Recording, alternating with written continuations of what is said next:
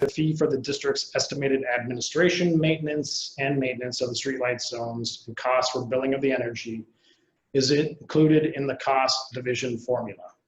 Therefore, the proposed zones will have no fiscal impact on the district. Environmental requirements. Environmental requirements were a condition of the subdivision approval through the County of Humboldt. So with that, I would turn it back to you, President Burke. Staff recommends that the board review this information, that we open the public hearing on both street light zones, hearing any other additional comments on that, and then close the public hearing, accept the final tally report.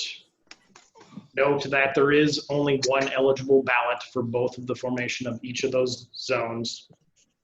Accept public comment, and then adopt the resolution 2016 for the formation of Vavilar Emerson Streetlight Zone number 102, and resolution 2020-18 for the formation of the Valadeo Lime Streetlight Zone 104. Okay, so bear with me here, all of you. This is heavy on the procedural side of things. So I will now open the public hearing process to accept protests related to the formation of these street light zones. So let's see. So as I open that, I ask for any protest votes. Correct. for the street light zones. So I will turn it to our board secretary to tell me if anyone is signaling they have a desire to speak. I do not see any. Okay, give it one more second here. And then seeing that I have no comments, no protests on the public hearing, I'm going to close the public hearing. Is that correct? That is correct. Okay, I'm close the public hearing process. So the final tally report, there's only one eligible ballot per streetlight zone and it's affirmative vote. And so now I open this matter to public comment. And again, our board secretary, April, do we have any public comment on this item? We have no written public comment that came in for this item, and there is no hands raised at this time. Okay, so now I can bring it back to the board. If board has any discussion around this matter, or I can entertain a motion on this item. I move to approve the item. Second. So that's a motion to approve item B1 and a second. And so can we have a roll call vote? Director Barsanti. Yes. Director Corbett. Yes. Director Couch. Yes.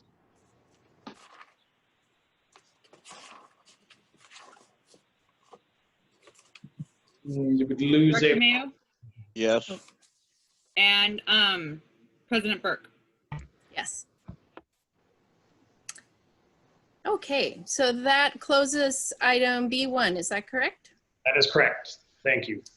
Okay, now we move on to item C, and I know we have people in the room who are here for item C, public comment and written communications.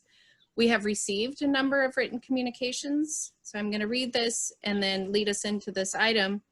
Any person may address the board at this time upon any subject not identified on this agenda, but within the jurisdiction of McKinleyville Community Services District. However, any matter that requires action will be referred to staff for a report of action at a subsequent committee or board meeting. As to matters on the agenda, an opportunity will be given to address the board when the matter is considered. Comments are limited to 3 minutes. Letters should be used for complex issues. Our general manager has a timing capacity, so we are going to try to keep we are going to keep track of these 3-minute comments. And in my understanding, We have a number of people here who would like to comment on the situation around people who are experiencing homelessness in our community. And we are going to hear comment from, within that subject area. And then there's also, I believe, people who have submitted written comments and perhaps are here to speak on cell towers. I do also want to point people to our agenda packet and our general manager's report, as he has reported out on both of these items. So you could always look there for more information.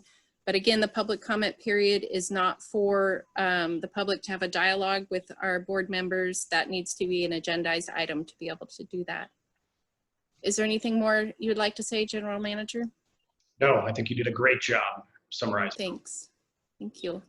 And so then I think I'm going to turn to April, is going to help manage and lead us through public comment. Is that correct?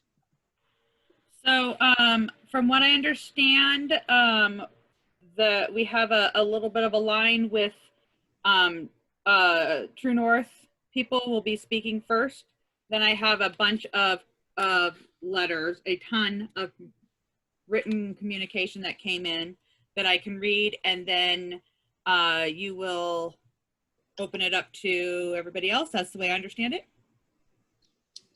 Correct. And April, if you want me to unmute the folks from True North in the order that they wanted to, I can do that. That would be great. Okay. So, Thank you both. So Rick, I'm going to start with you. Can you Still muted. mute yourself? Can you hear me now? Yes. All right. Board members of the MCSD, my name is Rick Ekrit Ellis. I was on the street for 3 years. I became unhoused due to circumstances beyond my control. I lost my wife to heart failure. I lost my job. Then I lost my home, my daughter. I sent my daughter to live with her grandmother so that she would not have to live on the streets without a home. During these 3 years, my health and safety declined. Without being able to stay in one place to rest and sleep, have a shower, and prepare my meals, my physical and mental health became harder to manage. Since getting off the streets and into my own apartment, my health, my safety is much better. I get a full night's sleep. I have a place to shower and prepare a decent meal. I am a different man now, and I am grateful. Every week, I am involved with more than 15 homeless daily. Twice a week, I distribute lunches to them.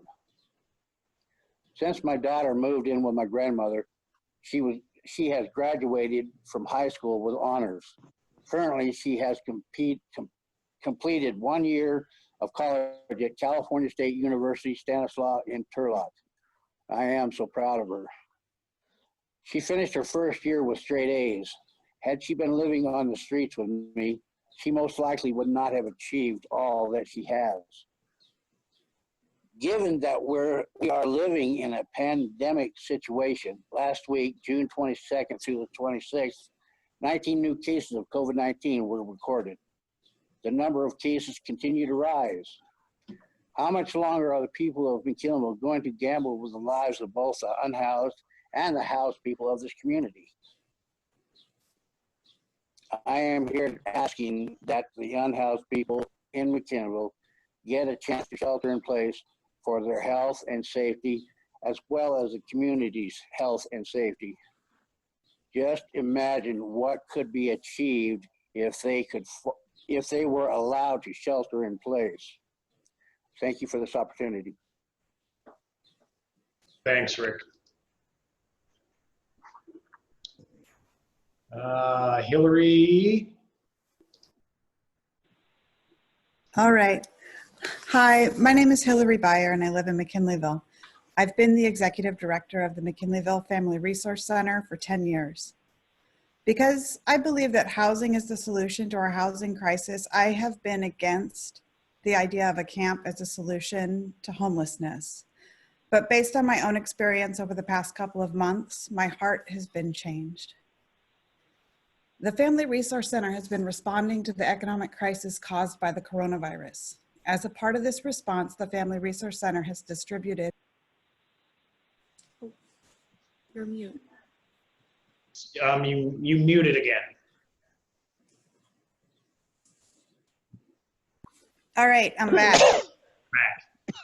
So the Family Resource Center has been responding to the economic crisis caused by the coronavirus. As part of this response, the Family Resource Center has distributed over 160 tents to people without housing to support them to comply with the shelter-in-place order. When people ask me, where can I set up this tent? I have to tell them, I don't know. People are unable to stay in one place and unable to rest. They are afraid and they want to do what they can to stay safe and to stay healthy. Because there are people in our community with nowhere to sleep every night, I believe that our community needs a designated place where unhoused people can comply with the shelter-in-place order. Thank you. Barbara? Okay, my name is Barbara Georgiana, and I'm an active member of the Church of the Joyful Healer, a member of True North Organizing, and a member of the McKinleyville Municipal Advisory Committee. Recently, I was reminded of a quote by Mother Teresa, who is a selfless. She said, being unwanted, unloved, and cared for, forgotten by everybody is a much greater hunger and a much greater poverty than the person who has nothing to eat. I think this feeling is what many of our homeless are experiencing daily. My heart hurts when I daily see the issues they face. I firmly believe we have a moral imperative to care for all the people in our community. This COVID-19 pandemic reminds us that we are all part of that community. On May 19th, Governor Newsom issued a shelter-in-place, stay-at-home order to protect the health and well-being of all Californians and to establish consistency across the state in order to slow the spread of COVID-19. Ask you, if you are homeless, how do you shelter in place? The houseless part of McKinleyville community desperately needs a temporary place to comply with the governor's mandate. We are asking for your help in finding such a place. Years ago, Gandhi said, a society is judged by how it treats and shows compassion for those who cannot protect or fend for themselves. I remind you, board, that you are important decision makers. You can impact the lives of those unwanted, unloved, and uncared for in our community. We ask that the board support the concept of a place for houseless people to comply with the shelter-in-place order and then work with us toward a solution. We believe you will and can be a great partner. Investing in this segment of our community will make a positive and welcome impact. Thank you. Thanks, Barbara. I am not seeing Sheriff Hansel on here. He was perhaps going to speak. April, Is he on the phone by chance? You might want to unmute a phone person and see if he's on the phone.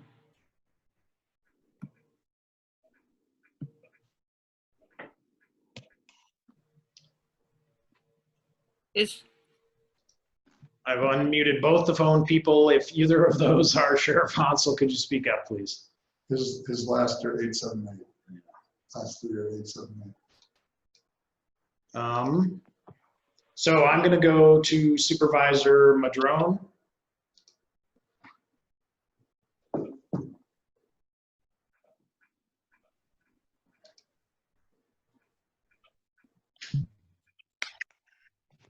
Thank you, Pat.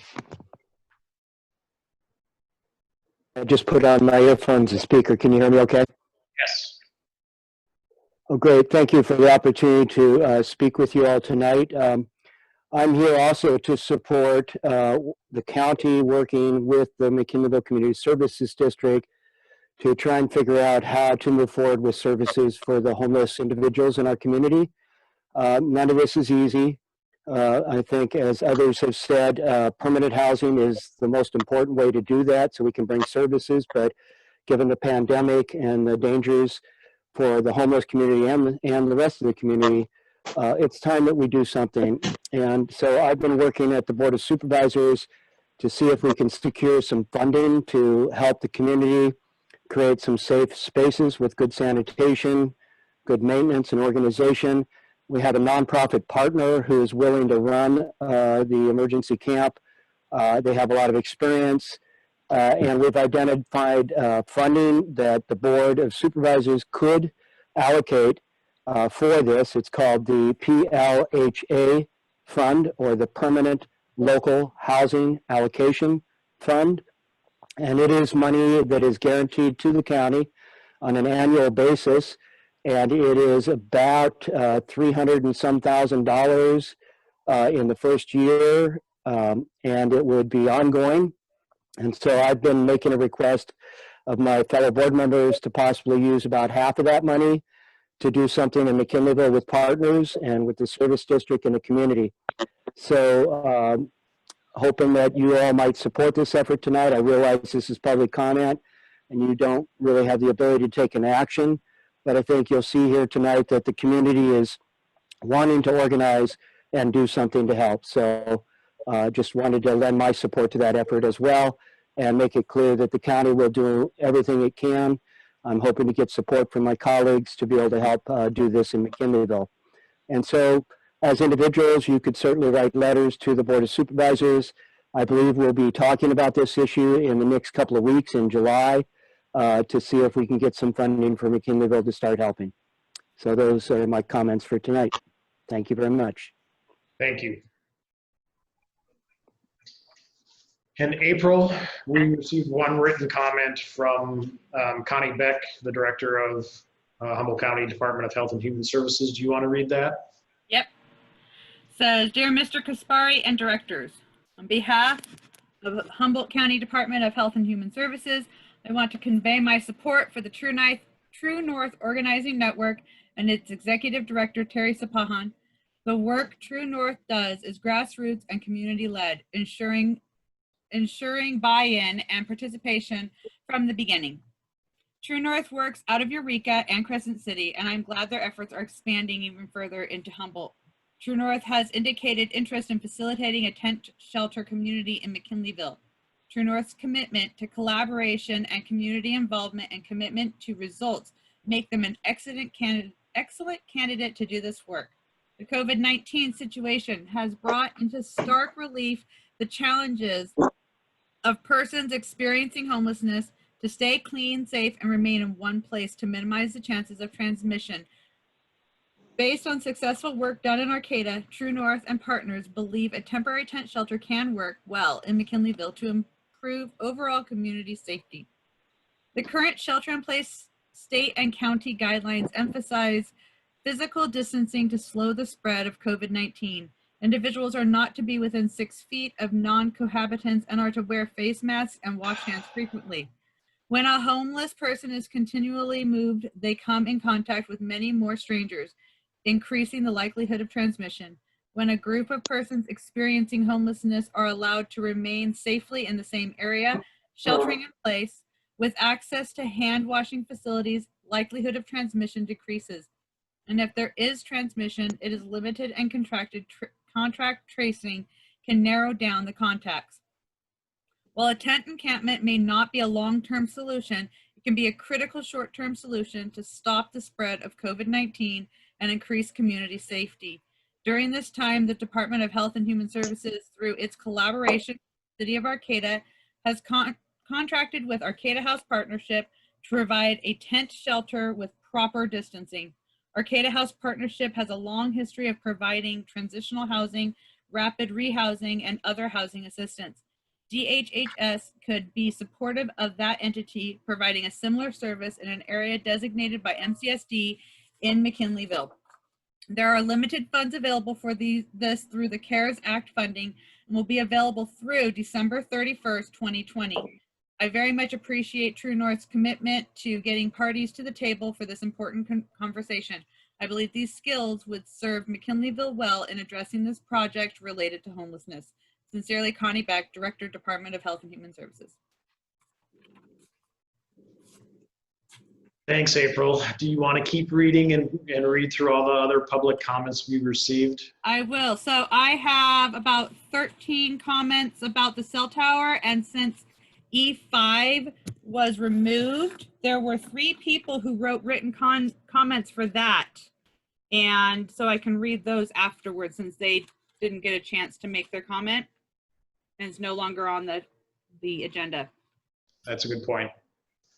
All right. This is from Melanie Tash.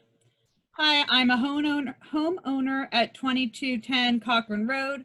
I'm writing to express that myself and the neighborhood do not want a cell tower. This is my forever home, where I have planned to raise my 2 children here. Cell towers and 5G are not safe, especially for children. I am also a realtor and know firsthand how cell towers can take away value from real estate. Please choose another location for a cell tower far away from Cochrane Road and our family neighborhood and help us keep our property value. Thank you, Melanie Tash.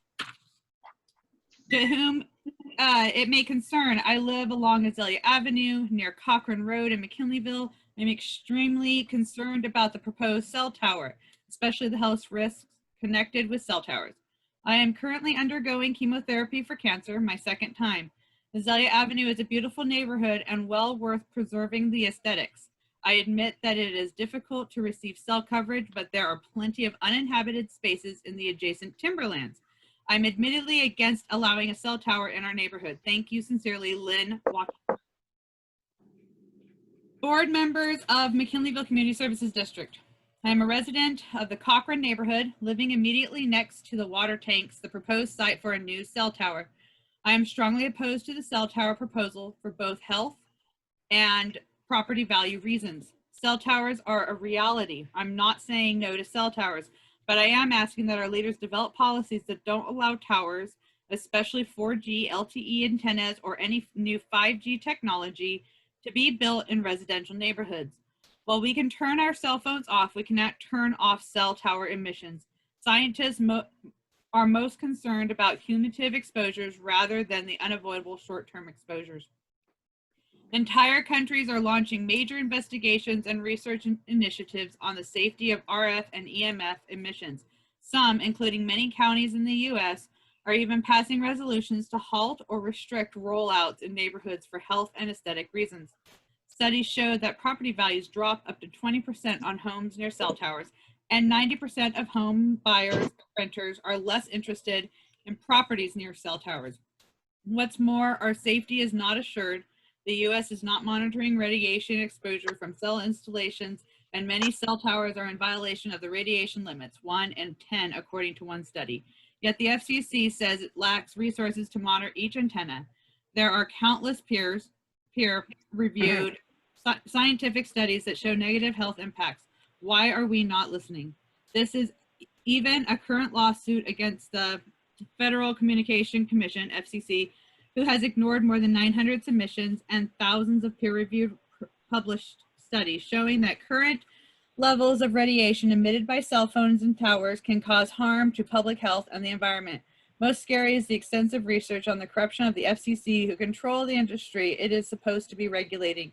With a multi-trillion-dollar budget, they undermine scientists' credibility and even go as far as to publish contradictory science. They cut research monies for health effect studies while refusing to examine the health evidence from peer-reviewed experts. And they use hyper-aggressive legal action, bullying tactics, and many large financial investments into lobbying and marketing. Please hear us. This is not a bunch of McKinleyville residents complaining. It is a worldwide issue, as stated in the April 2020 International EMF Scientist Appeal, signed by over 250 credible and influential EMF scientists from 44 nations who are urgently calling upon the United Nations and its sub-organizations for greater health protections on EMF exposure, stating that— April, you're reaching the end of 3 minutes on that one. Okay, so shall I stop on that one? Yes. That was Yep. from Michelle Weiler. Sure. I live on Quail Run off Cochrane Road and am opposed to a cell tower being put on MUSD land near the water tanks. There are places outside of our neighborhood where you can put them. For example, timberlands or next to the highways. I'm angry that those in power can impact my family health and ruin my property value. No one's going to want to buy my house with a cell tower in close proximity. Would you? And what about my young children's exposure? Would you place your children at risk? It only takes a few minutes of research to learn that the Federal Communications Commission, FCC, is corrupt. With massive budgets, they can confuse people with faulty science, lobby, market, and push forward cell technology that is undertested and proven unsafe. While the US moves ahead, other countries are banning 4G, LTE, and 5G. Profit isn't everything. Our service is adequate in McKinleyville, and the royalties they pay to build on your land aren't worth our health. I urge you to read peer-reviewed scientist studies, not privately funded ones. Environmental Health Trust has compiled many from expert electromagnetic field scientists.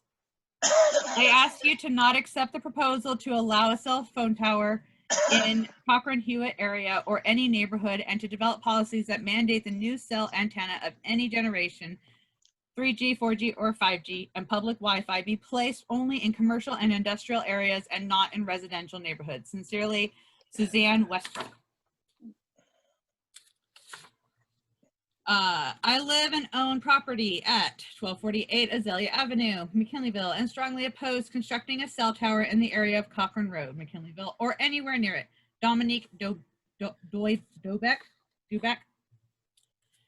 Hi, I'm a resident of Cochrane Road, and I am strongly opposed to any construction of a cell tower on MCSD owned land in our or any residential area.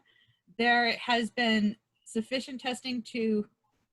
not been sufficient testing to prove that cell towers, including 5G towers, are safe for humans, animals, and the surrounding environment. I firmly believe that the safety of McKinleyville residents is more important than any lease revenue MCSD would receive for allowing a cell phone tower on their land. Our children deserve to grow up without avoidable threat or untested radiation from an unnecessary cell tower. Thank you for your time, Iris Beltramo. I am a local resident living near Azalea Avenue in McKinleyville. I've seen signs on Azalea Avenue recently protesting proposed cell tower on MCSD owned property by the water tanks. I am writing to you to voice my support for a new tower. Reasons for my support: a new tower should provide an additional revenue stream for MCSD. A new tower should help boost the weak intermittent cell service signal I experience in my home and area surrounding my home. My home is on the north side of Azalea Hill. In times of extended power outages, I experience complete loss of cellular data. I am assuming this is because the current tower I connect to, Fieldbrook, does not have sufficient battery backup for data. I do not experience this issue when connecting to cell towers in Arcata. For example, sitting in Azalea State Reserve or top of Hewitt Road Hill is completely fine. However, this new tower will include appropriate redundancy for cell and data. I feel a new tower would with appropriate redundancy would be a valuable asset to our local community. Thank you, Michael Glass. Okay, next, to whom it may concern. My name is Brian Griffiths. I live at 2210 Cochrane Road in McKinleyville. I was recently brought to my attention that MCSD is considering making the land near the water towers directly uphill from my house available to host cell towers. Very strongly opposed to having these towers anywhere near my house. I've lived here for 12.5 years and have 2 young children aged 4 and 7. Cell towers are transmitting information 24/7 via radio frequency radiation, which is detrimental to human health. We already have plenty of frequencies floating through the air in our neighborhood after the introduction of smart meters by PG&E. We should not be exposed to this dangerous technology day in and day out just because MCSD wants to make money hosting these towers. Please consider that there are many families in the direct vicinity of these proposed towers who have young children that will be affected by this.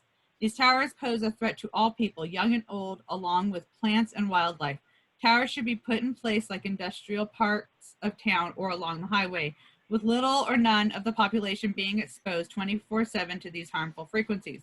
MCSD has flooded my house property twice since I have lived here because of malfunctions with the water tank, which are inconveniently located directly uphill from my property. I was very laid back and understanding in both instances, although it was very inconvenient. The first time my living room was under 2 inches of water. The second time was in the middle of our home renovation project. Needless to say, I was pretty unhappy, but I rolled with it. I even filled out a claim with you guys stating that I wanted MCSD to have the land adjacent to my property surveyed after they supposedly fixed the land so I would be in the path of water the next time the tank fails. I heard nothing back, and that was years ago now. I still rolled with it because I really don't enjoy raising a stink about things. I like to think I'm a pretty easygoing guy. But when I feel that people are overstepping these boundaries and putting the health of my family, along with many others, at risk, I will push back. I hope that this is one of the many emails MCSD receives from people strongly opposing the installation of these towers anywhere near our wonderful neighborhood. The health of the people of this neighborhood should far outweigh any amount of money these companies are offering. Please make the right decision for people in this area. I am sure that you would want your family living under a cell tower. Thank you. To who it may concern. I am writing in regard to the new cell tower location that is being proposed in the Cochrane neighborhood. My young niece and nephew live on Cochrane Road near the water tanks where they are thinking of putting the new cell tower. I am writing on their behalf as well as my own to oppose the proposed cell tower location that would end up being located within 200 feet of their home if this proposal is passed. I am also a concerned member of this community that often spends weeks on end in this area and worried about the impact of all families, children, and the wildlife in this area these RF and EMF emissions will have. I ask you to please make a careful decision about where you place your new towers.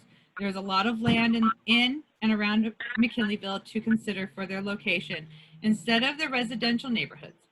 The answers are simple.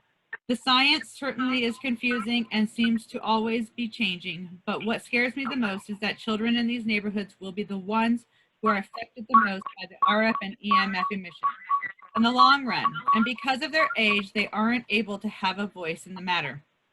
Entire countries are stopping tower installation in neighborhoods for health and aesthetic reasons. I imagine no one is going to want to buy or rent a house with a tower next door, so I understand my sister's concern about being a homeowner very close to the proposed tower site. I read that the FCC controls the industry it's supposed to be regulating, publishing contradictory, confusing science. They have decades of outdated radiation emissions standards and are able to lobby and bully opposition with their immense budgets. Not shocking, but if nothing more, we should be untrusting and cautious when dealing with them. Please hear us. This is our home, and the new technology of cell towers and their emissions should be fully and impartially studied before we allow this into our community. If you do not accept a proposal, please safeguard our neighborhoods and put the cell towers only in commercial and industrial areas. Questions. Our town will undoubtedly be approached about this topic again and again. Are you willing to develop policies around what best for McKinleyville residents from both a health and property perspective? 2, how will this decision process progress and how will the turnover and board membership affect it? 3, please think about it thoroughly. Would you want a cell tower in your backyard? Thank you for your time and consideration in this matter. Sincerely, Lori Weiler.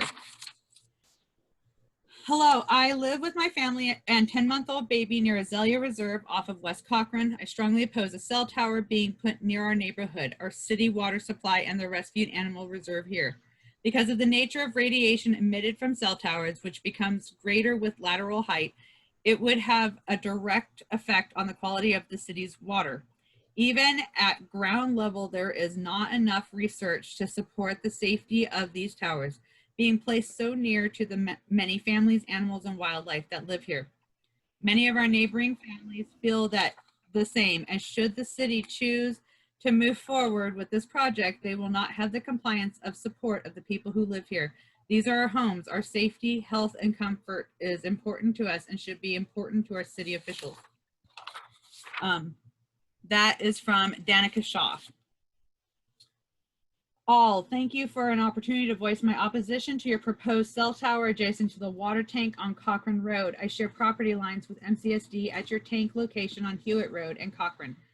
Your proposed cell tower would be detrimental to the values and safety of all of the nearby property owners, especially those of us next to and within sight of the tower. While I understand the need for your agency to create additional revenue streams, I believe you should not endanger your customers while doing so.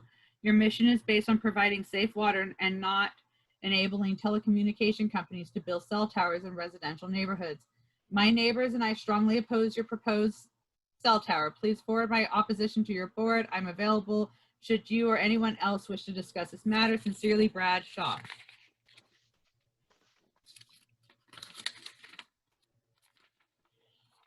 I strongly oppose the proposed cell tower installation on Cochrane Road. Not only is it extremely dangerous to humans and animals and plant life, it is also an eyesore and would greatly reduce the neighboring property values. There is plenty of open land nowhere near neighborhoods in Humboldt County. That one was from Kimber Shaw. And I believe, so that was all of the cell phone tower ones. These were for item E5 that was pulled. There's 3 of them. This one is from Beryl Feldman. No, Ocean Avenue is already a freeway and car races up and down it and School Road.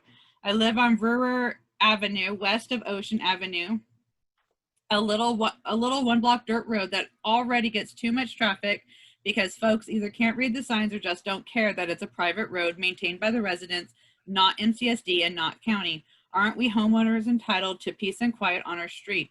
What you propose will change forever the peaceful quiet of our street. Our whole neighborhood will suffer from the influx of cars and people. Don't do it. This one is from Barbara Bradburn. Greetings. I would like to speak out against the proposed public access as I live at 1591 Verwer and have to maintain the road at my own and one neighbor expense. Let me tell you, it was an expensive to get it re-rocked and graded. Plus, we get so many looky-loos already. Many that race around the gravel, turn around and make a mess, plus are a hazard to the animals and kids who live there. Please reconsider and keep the area rural, the reason we all live here. And the final written is from Bruce McLaren. I've been surprised to learn of a proposal to add a park on School Road at Ocean. I live on the cul-de-sac at the end of school on Verwer Avenue. I'm strongly opposed to this proposal for several reasons. 1, Hiller Park is a short distance away and has ample parking and recreational space for all kinds of park activities. It's simply a nice park, and the surrounding area has adjusted to its presence and the additional traffic it brings. There is no need for another park in such close proximity to Hiller.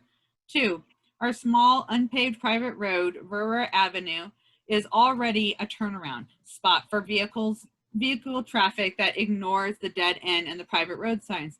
It's not hard to imagine that on weekends at least, Verwer might become an alternative parking lot for the park and to additional traffic just out exploring.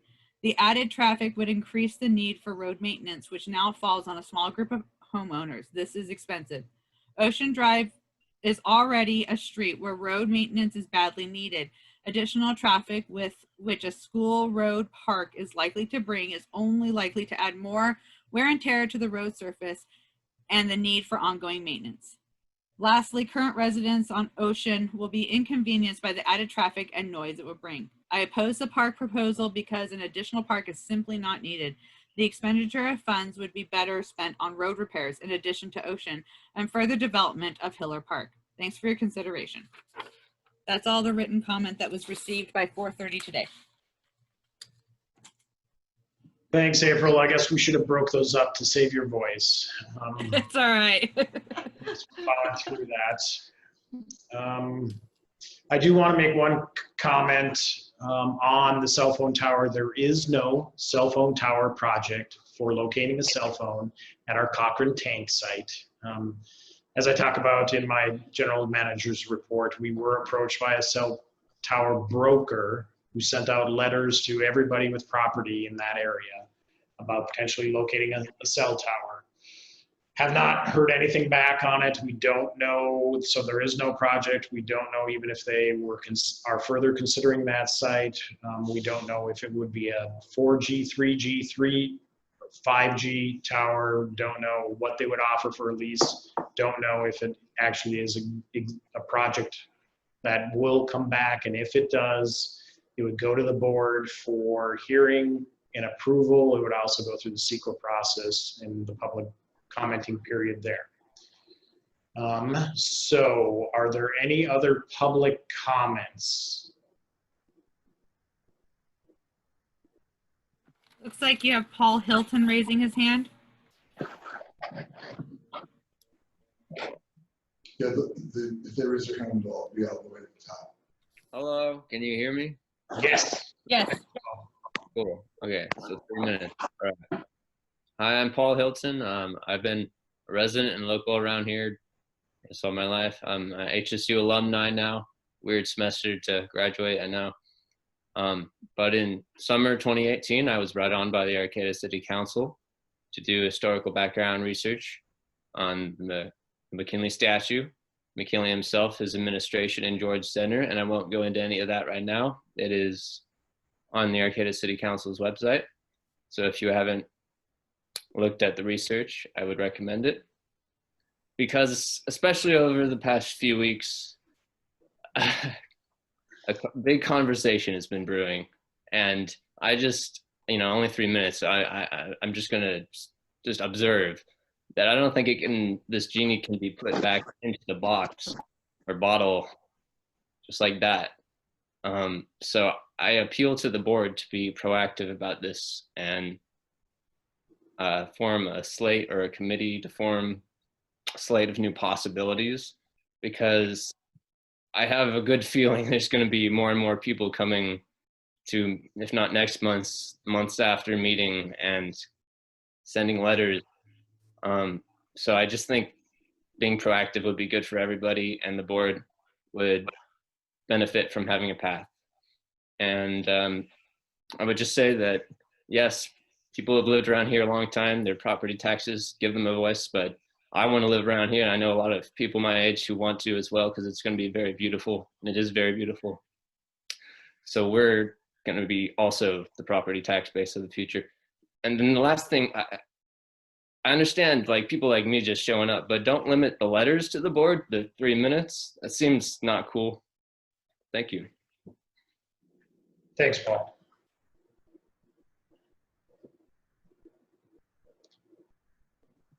Looks like John Corbett has his hand up. Can't hear you, John, you're muted.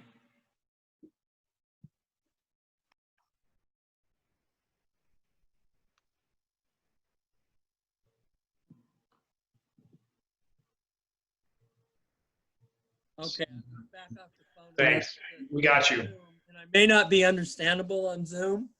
I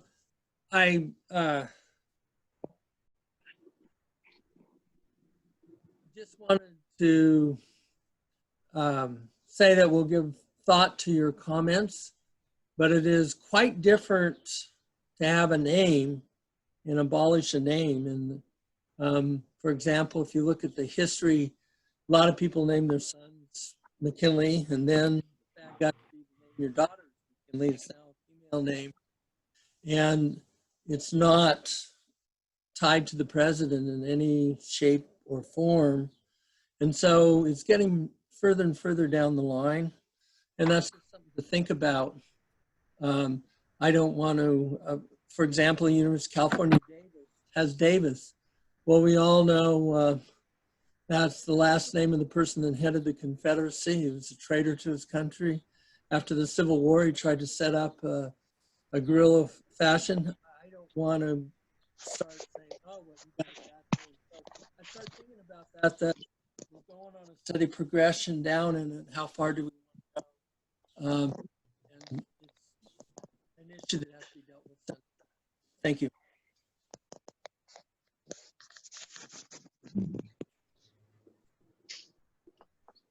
So I'm not seeing any other hands raised. There is one more. Beth Frank, it looks like, has her hand raised.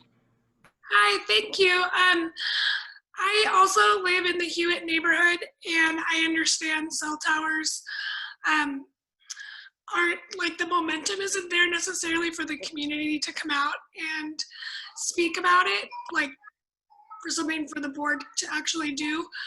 But there's so many of us that are really terrified about the prospect. So that's why so many of my neighbors have come out. And I saw someone surveying there today.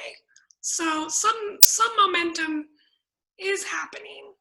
It may not be proposed yet, but someone was on the property today surveying. So I'm against it. I'm 215 yards from the site.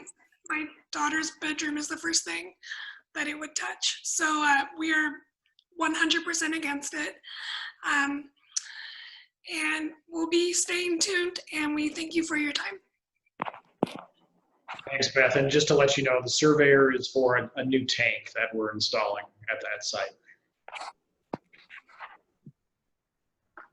Okay, April, are you seeing anyone else? Oh, Dennis has his hand raised.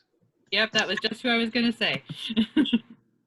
Yeah, thank you. I just wanted to point that out. Thanks, General Manager, for pointing that out. You know, we have public works going on all the time, and people need to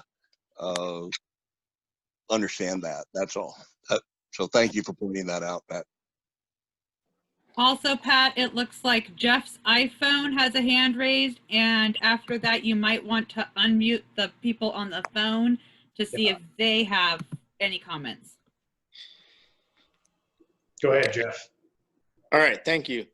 I just wanted to chime in and say that we believe that the cell phone towers in residential neighborhoods is a direct contradiction to MCSD's mission statement.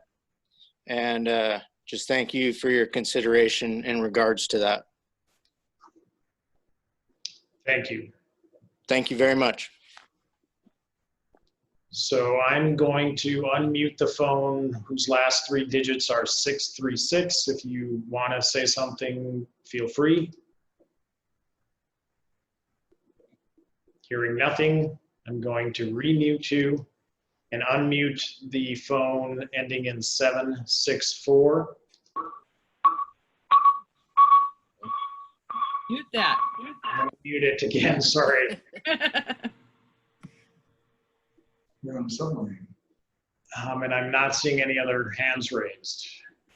I do not either. Just do a quick look. I think that is everybody. So back to you, President Burke. All right, thank you. Can you hear me all right? Yes. Okay. Well, I just want to thank everyone who showed up to comment today, taking your time to be with us through all the comments and hear. It certainly does speak a lot to have the community come and give public comment. And again, I want to point you to our general manager's report at the very end of our board packet, which is available by going to the Community Services District website and searching for the board packet. There's a good description in there of what our general manager is up to, and it's there for every meeting. So, you know, that's one of the ways that we deliver transparency through governance. So thank you again for letting us know how you feel and submitting written and being here for verbal public comment. So moving on. Director Corbett, and I want to let you know, Director Corbett, your sound is doing that in and out. So we'll do our best to understand what you're saying.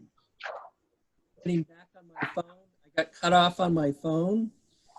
So I went back on Zoom. That's where I have problems. Can you hear me now? Your voice goes loud and quiet. On the phone was better audio, but you know, not sure. Okay, thank you. Yeah. But we can hear you if you want to go ahead. It's just that sometimes you cut out. We might have to ask you to repeat yourself. No, I just was trying to find out, in the past, the phone has worked better than the computer.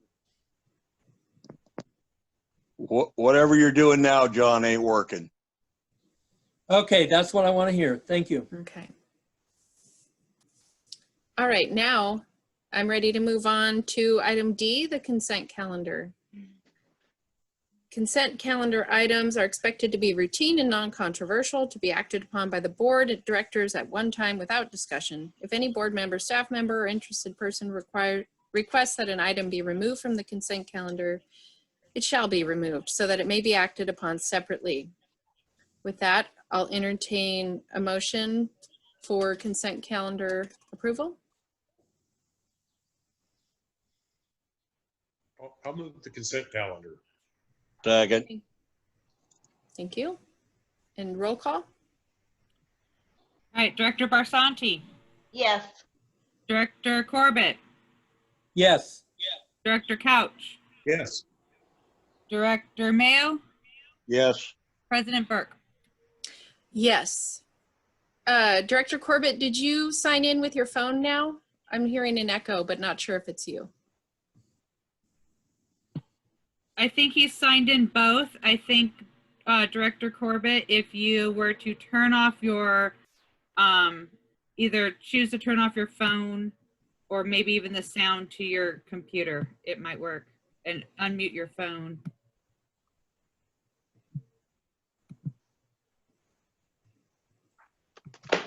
His computer It's not, muted. No. it's not working. Yeah. Okay. Yeah. So we're going to move on, but looks like if you unmute the computer again, we'll get your audio that way as best as it can be. Going into item E, continued in new business, starting with item E1, which is McKinleyville State Park update on page 49. Been looking forward to this item. And this is presented by Leslie Frisbee, our Recreation Director, and Charlie Caldwell with Humboldt Skate Park Collective. Hi. Hello. I think I will just turn this over to Charlie because he's the one with all the information. Are you ready, Charlie? I'm ready, Leslie. Thank you. Hi, everybody.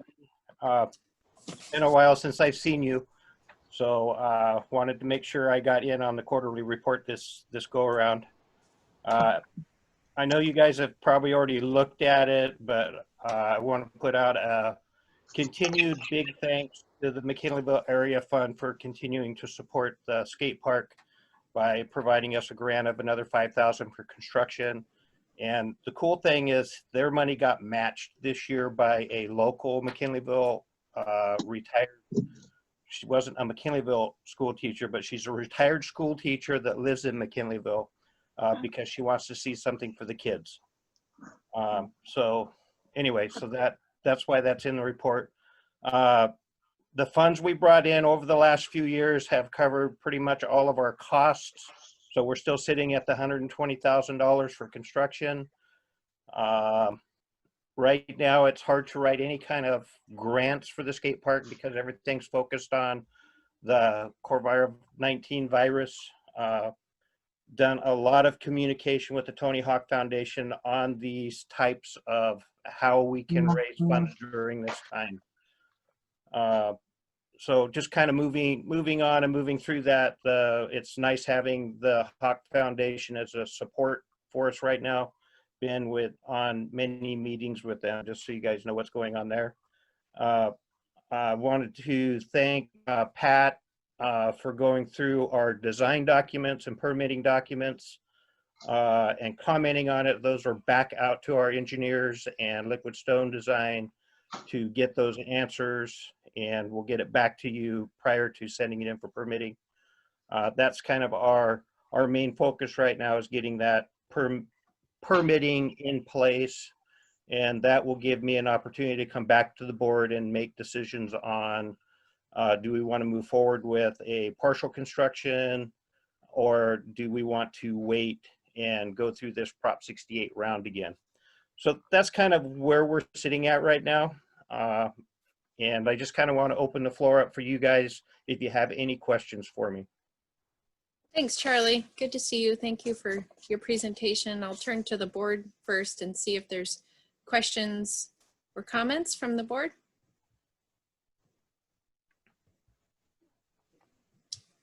Not seeing any, or they're all frozen. Let's see, we'll go to the public and see if there's any questions or comments out there.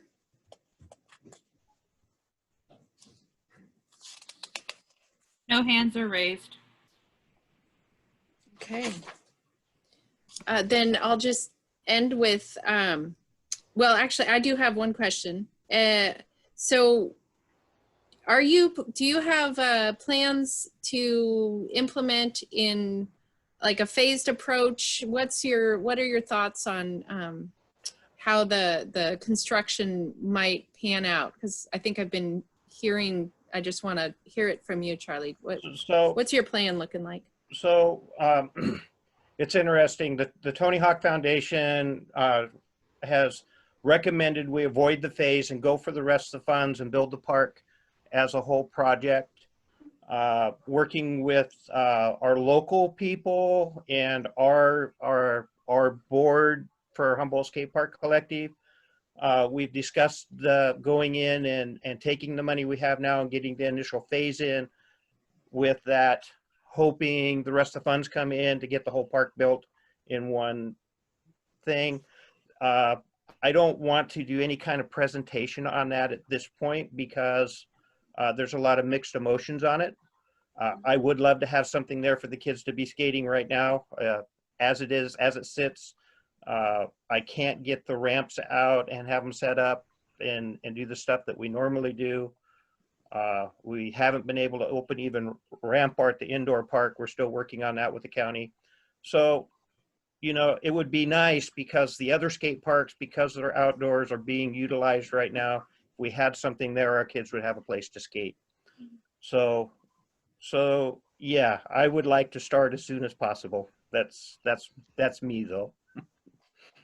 Yeah, I think the community has echoed many times that they're really looking forward to the skate park being there. So I thank you, for keeping, keeping on this project. The board has been fully supportive of it, and we just look forward to supporting it in whatever way we can. So thanks again to you and the Skate Park Collective. Leslie, did you want to add anything? I just want to thank Charlie for his time and his diligence and the work he's putting in. Thanks, Charlie. You bet, Leslie. Thank you. Anything from our general manager on this item? Nope, thanks, Charlie. Okay, great. Thanks for the update, Charlie. Okay. Moving on to item E2, page 51. Consider approval of professional services agreement for Points West Surveying to perform and record boundary survey for the Pulorsi property purchase. And this goes to our general manager.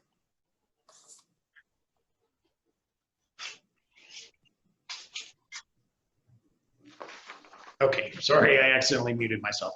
So as the board is aware, MCSD has executed a purchase and sales agreement with the Pulorsi Family Trust for the acquisition of real property at the end of Anderson Street in McKinleyville, upon which MCSD will continue the reclamation of treated wastewater by irrigation.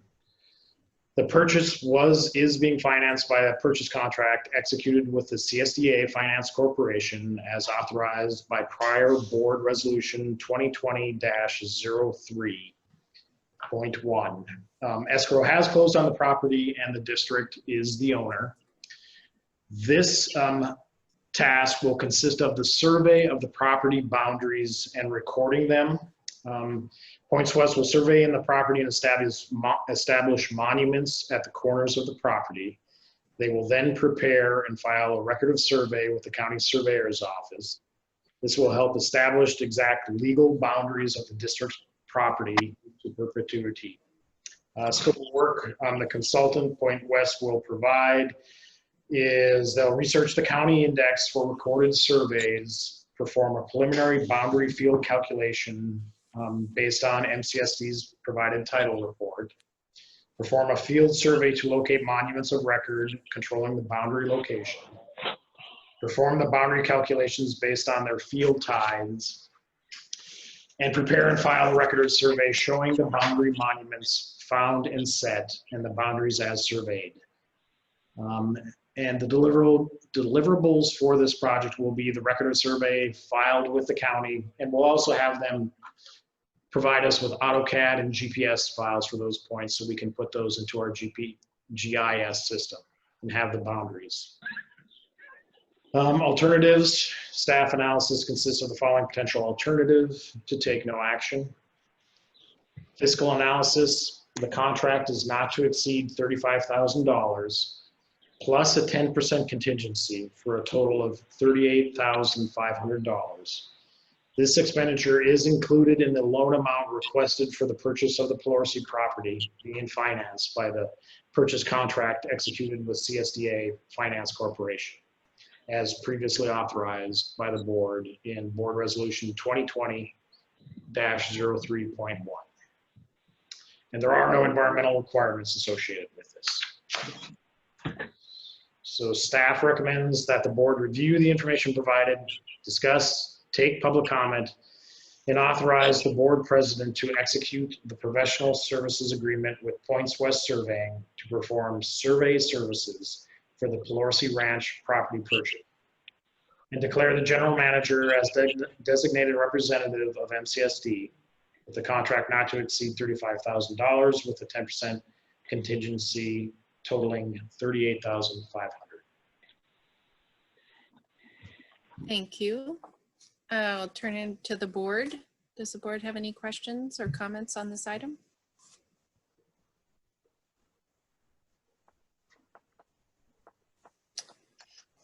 Okay, hearing none. I will open it up for public comment. Does the public have any comment on this item?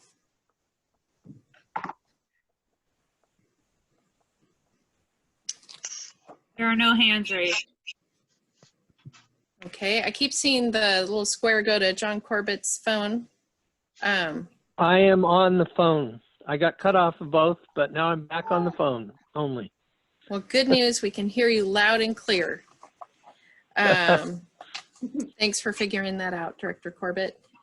So hearing no public comment, bring it back to our general manager. Anything more on this item from you? I do not. Okay, then I'll entertain a motion. I'll make a motion. I make a motion that we authorize the board president to execute the professional service agreement with Points West Surveying to perform survey services for the Pelosi Ranch property purchase and declare the general manager as designated representative of MCSD, contract not to exceed $35,000 with a 10% contingency totaling $38,500. Second. Okay, that's a motion and a second. Any board comment? I had a quick comment. Okay. It sounds pretty expensive, but I had my property surveyed 25 years ago, and it was a couple of $1,000s, and it was just a much smaller piece of property. So, you know, I don't really like it that it's that expensive, but that's just, I guess, the way it is now. Thank you. Okay, I'll take a roll call vote. We have a motion and a second. Director Barsanti. Yes. Director Corbett. Yes. Director Couch. Yes. Director Mayo. Yes. President Burke. Yes. Okay, moving to item E3, consider approval of a professional services agreement for GHD Inc. for design and construction management for the Highway 101 sewer crossings retrofit project. This is presented by James Henry, our operations director, and Pat Kaspari, our general manager. Can you hear me? Yep, take it away, James. I just read the whole thing and didn't realize my mic was on, so do you want me to read it again? Just kidding. In January 2020, The district received a hazard mitigation grant, which will be administered by the California Governor's Office of Emergency Services to retrofit the 3 Highway 101 crossings. Sewer, sorry. It's anticipated that all 3 crossings will be replaced with parallel, high-density polyethylene pipe that is more resilient to damage in major earthquake and with a slightly larger capacity to handle larger storm event flows than the existing pipes. This long-term and independent solution will ensure MCSD can continue providing wastewater services, avoid contamination of local groundwater, streams, and parks with raw wastewater, and protect the integrity of Highway 101 above the crossing in the event of a major earthquake. The grant is 75% federal share with a 25% local MCSD share. This project will be executed with a 2-phase approach. The first phase will begin with the initial geotechnical and environmental studies that will be used to complete the preliminary engineering design and the National Environmental Protection Act. Environmental assessment necessary to execute the second phase. Appropriate replacement method will be determined each highway crossing during the first phase. The preliminary design plans and environmental site assessments will be submitted to Cal OES and FEMA for final approval and for NEPA environmental analysis.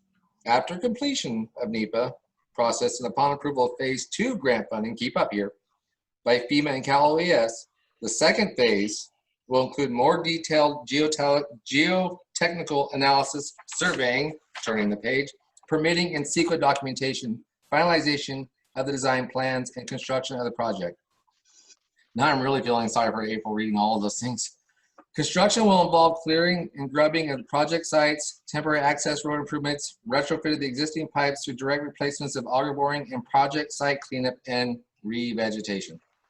On April 6th, staff invited engineers to submit a state qualifications for the Highway 101 crossing and received a response from one local firm. After review by the selection committee, GHD was identified as the most qualified team. Staff had several meetings with GHDs to negotiate, define a scope of work necessary to design it, and provide construction services. On May 6th, GHD submitted the scope of work to the district, and after several comments and requests by staff, a final scope was agreed upon, which is all as part of the Exhibit A. Staff recommends that the board review the information provided, discuss, take public comment, and authorize the board president to execute the professional service agreement with GHD to perform engineering services for the Highway 101 sewer crossing and declare the general manager as the designated representative of MCSD in Attachment 1 not to exceed $1,110,130 with a 10% contingency, which is $111,013, totaling $1,221,143. And now I will turn it over to Pat.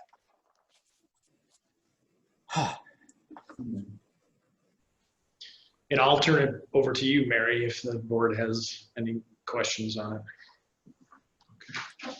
Are there any questions or comments from the board?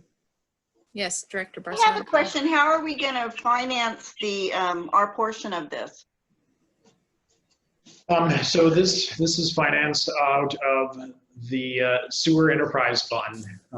This was actually a capital improvement project that was identified years ago. And funds were set aside to replace the middle crossing, just the middle crossing. And now that we got the grant, those same funds will be able to pay our match for all 3 crossings. Thank you. Any other question or comment from the board? I have one quick comment. Go ahead. Thank you. So this is a culmination of a lot of efforts that we've had at our board for a long time. Our political efforts, our legislative efforts, our advocacy, and the forward-lookingness of the board prior to most of us even being here. So this is just an outstanding deal, and I want to give kudos to our staff and to outgoing General Manager Orsini for keeping this on the forefront of the focus. This is a big deal and a real financial windfall for the district. So thank you to everybody. Thank you for that. I will turn to if there's any public comment. We'll open public comment on this item. There are no hands raised. Thank you. Okay, Madam Chair, this is John Yes. Corbett. I move we approve the 101 sewer crossing retrofit project as delineated and recommended by staff. And I just want to say that I didn't think we'd see those funds for 10 to 20 years. So this is sort of a miracle to get that amount coming this early. And so I'm very happy and pleased, and ditto to all the comments that Board Member Mayo said regarding our staff. Second. Yes. Okay, we've got a motion and a second from motion from Director Corbett, second from Director Mayo. So we can move to a roll call vote. Director Barsanti? Yes. Director Couch? Yes. Director Corbett? Yes. Director Mayo? Yes. President Burke? Yes.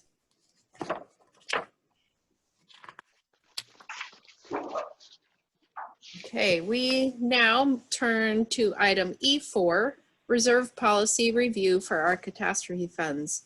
And this goes to Colleen Trask, our Finance Director. Good evening, everybody.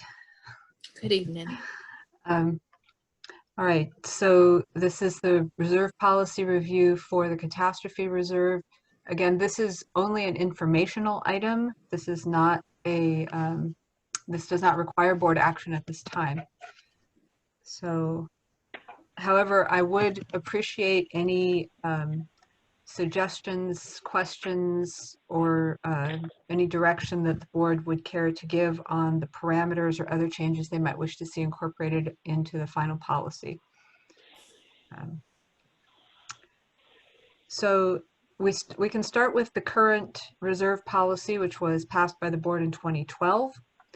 The language for the catastrophe reserve reads simply, the catastrophe reserve is used to begin repair of the water system after a catastrophic event such as a severe earthquake or fire, while long-term financing is being arranged or insurance claims are being processed.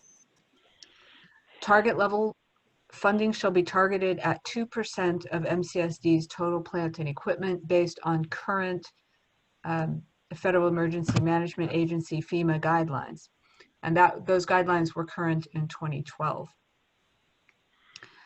The suggested revision that I'm requesting the board to review reads as follows.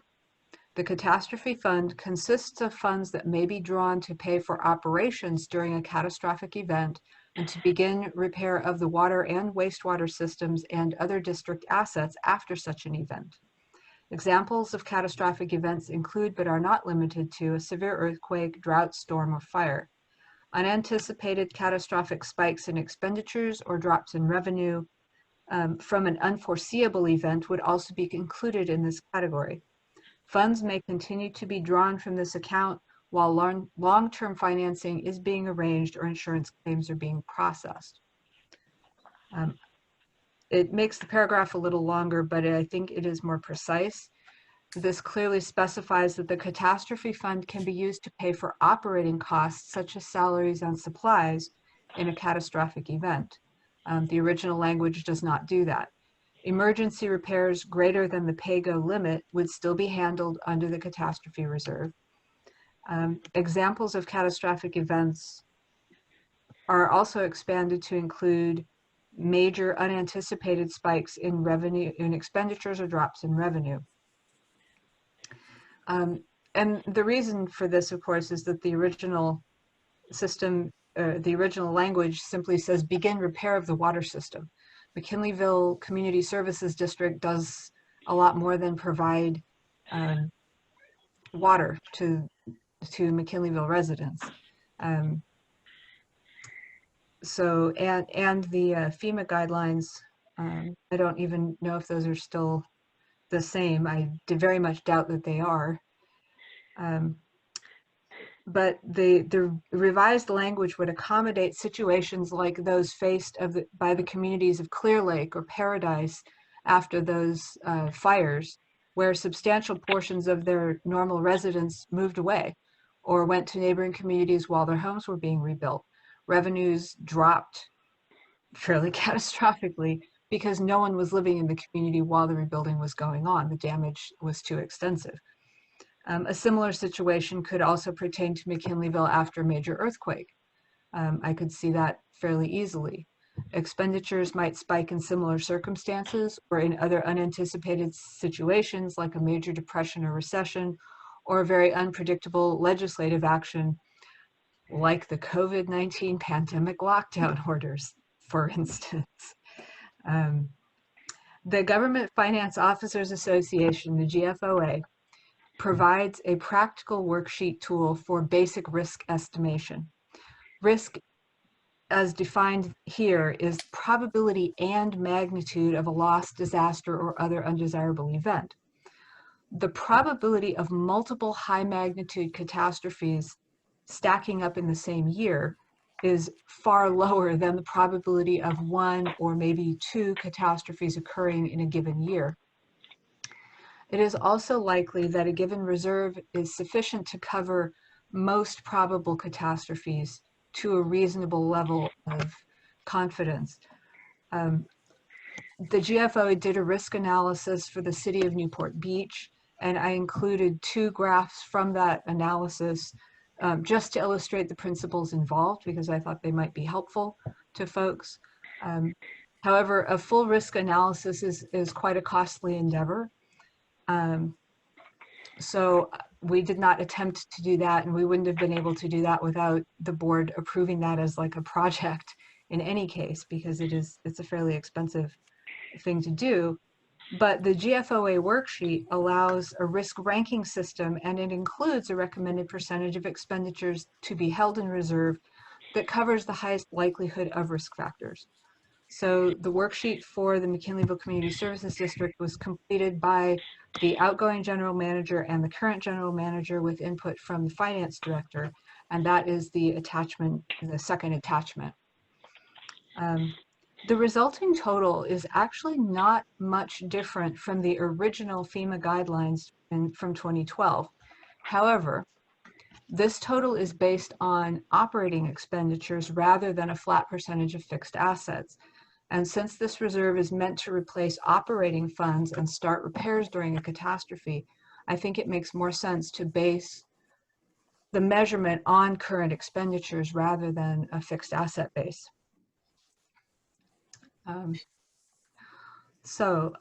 Going on to, actually, we can probably look at the graphs, the first 2. April, if you would be so kind. The city of Newport Beach did a little Poisson distribution for extreme events over various time horizons. And basically the probability of no events, nothing bad happening in a given year is greater than 80%. Like there's an 80% chance that nothing bad's gonna happen. There's a 16% chance, 16.4% chance that one bad thing will happen. There's a 1.6% chance that 2 bad things will stack up. And with only 1 decimal point, there's like not very many, there's a 0% chance that 5 things will stack up in a single year. Now, if you expand that time horizon, obviously those numbers do change. The probabilities change.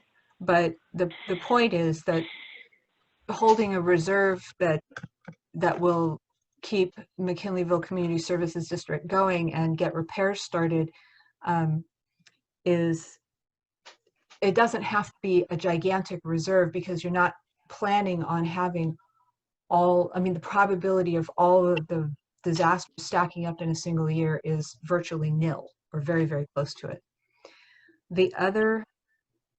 The second graph, of course, is simply, this was only looking at their floods probability, and they're looking at the cumulative probability of major flooding events.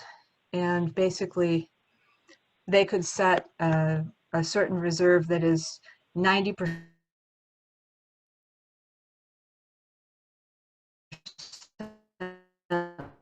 likely to cover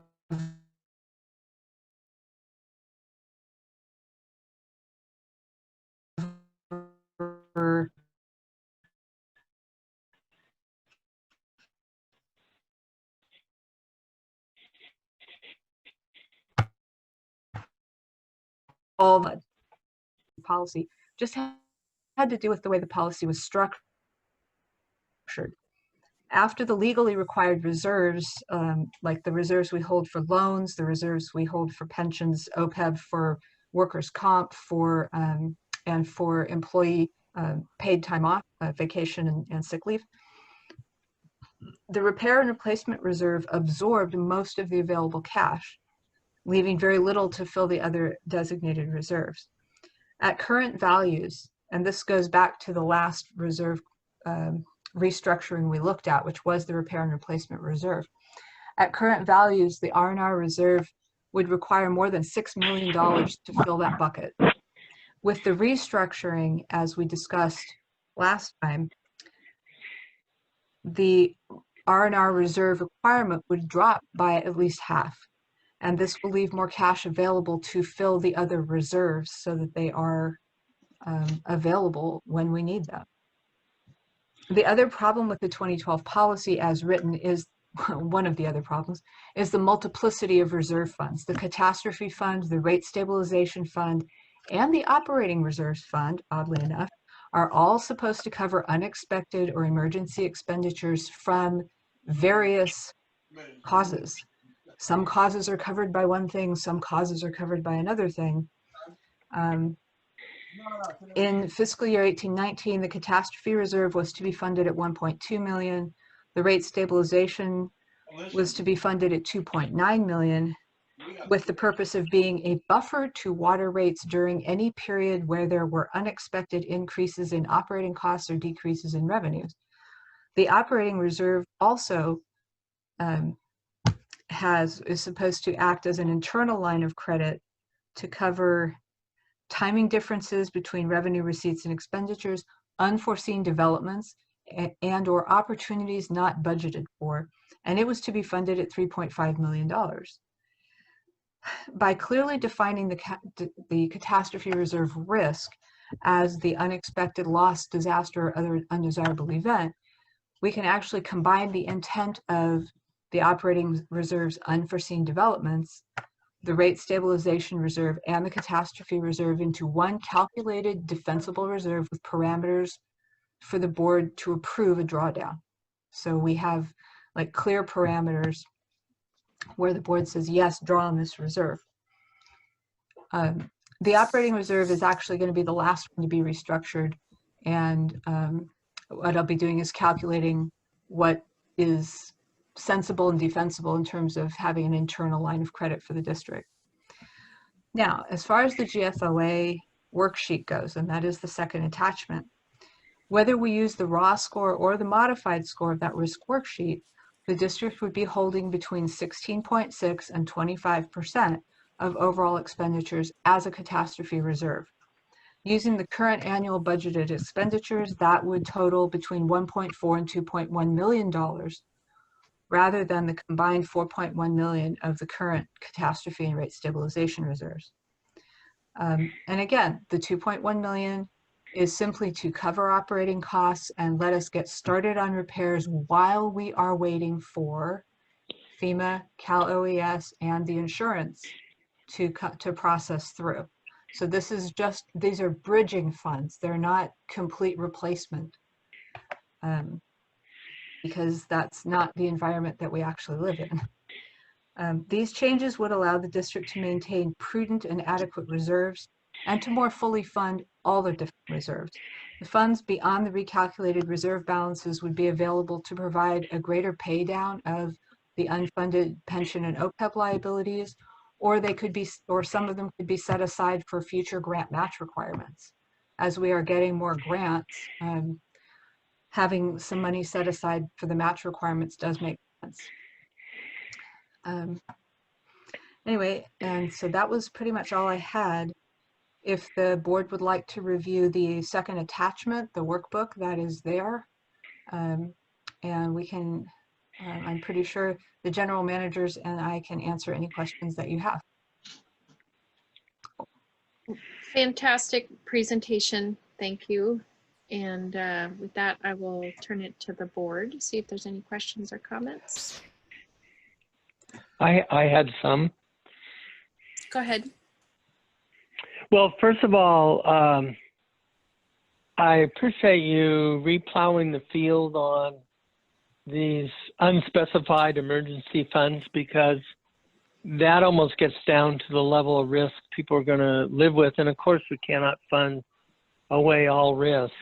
And so I think that makes sense. And I like the fact that we can use it for operations and other expenses clarified rather than solely capital expenses. I did have one question and then a probable comment. Have we set up a reserve system to handle the depreciating assets of our buildings like Azalea Hall at this point in time? We have,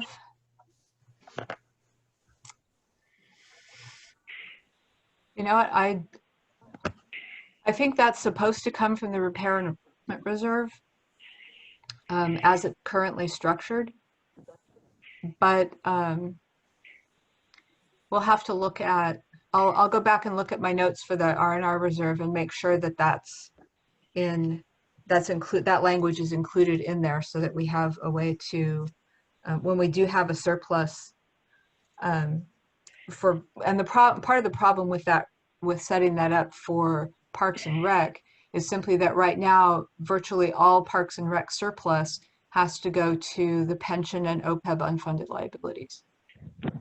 So those hold higher priority legally than any of the designated reserves that the board has created. So, well, without necessarily, I guess the short answer is no. Okay. Well, first of all, I'm very hesitant for us to, this money's been squeezed out of the system for future set-asides, not to put it into other future set-aside accounts. And clearly the pension and some of the others is worthy spot for it.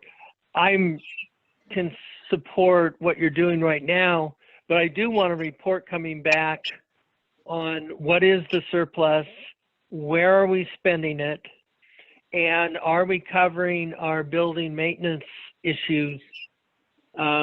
Because that's something we own, and that's not a speculative event. We know we're going to have to pay for those. And so that we have this a little bit looking at a system on what we're going to do with the surplus. But from my standpoint, I want all our funds paid up, and we probably already spent the money when the second I said that, with before we take back in the reserve surplus. That's just my own thought. Okay. It's a gift from heaven to get this. And it also is a sign of the relationship between our funds, are sort of setting aside some of the money for some of the things that might happen on unexpected negative events. So I appreciate your analysis. I think it's good. As far as I'm concerned, you can proceed, but I do want a further report to the board. Okay. Thank you, Director Corbett. I'll make a note. Thank Could you. I make a comment to President Burke? Yes, go ahead, Director Mayo. Yeah, thank you. And no matter how we spell your name, John, I really appreciate your insightfulness and questions on these issues. Thank you so much. Oh. Just remember my sex, Dennis. Hey, we're not traveling anytime soon, John, so just take it easy. Are there any other questions or comments from the board? All right, I'll turn it to public comment. Or is there any public comment on this item? There are no hands raised. Thank you. So thank you for the presentation. And oh, was there a comment there, Director Corbett? There's no motion on this item. This is informational. Okay. Right.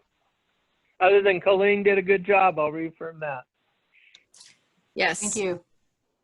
Absolutely. It's quite enjoyable to get these reserves laid out like this. I just feel the preparation that staff has been able to put in gives me a real confidence as a board member, and to know how well it's laid out, you know, and have it presented here is a nice way, again, that we're providing transparency in governance.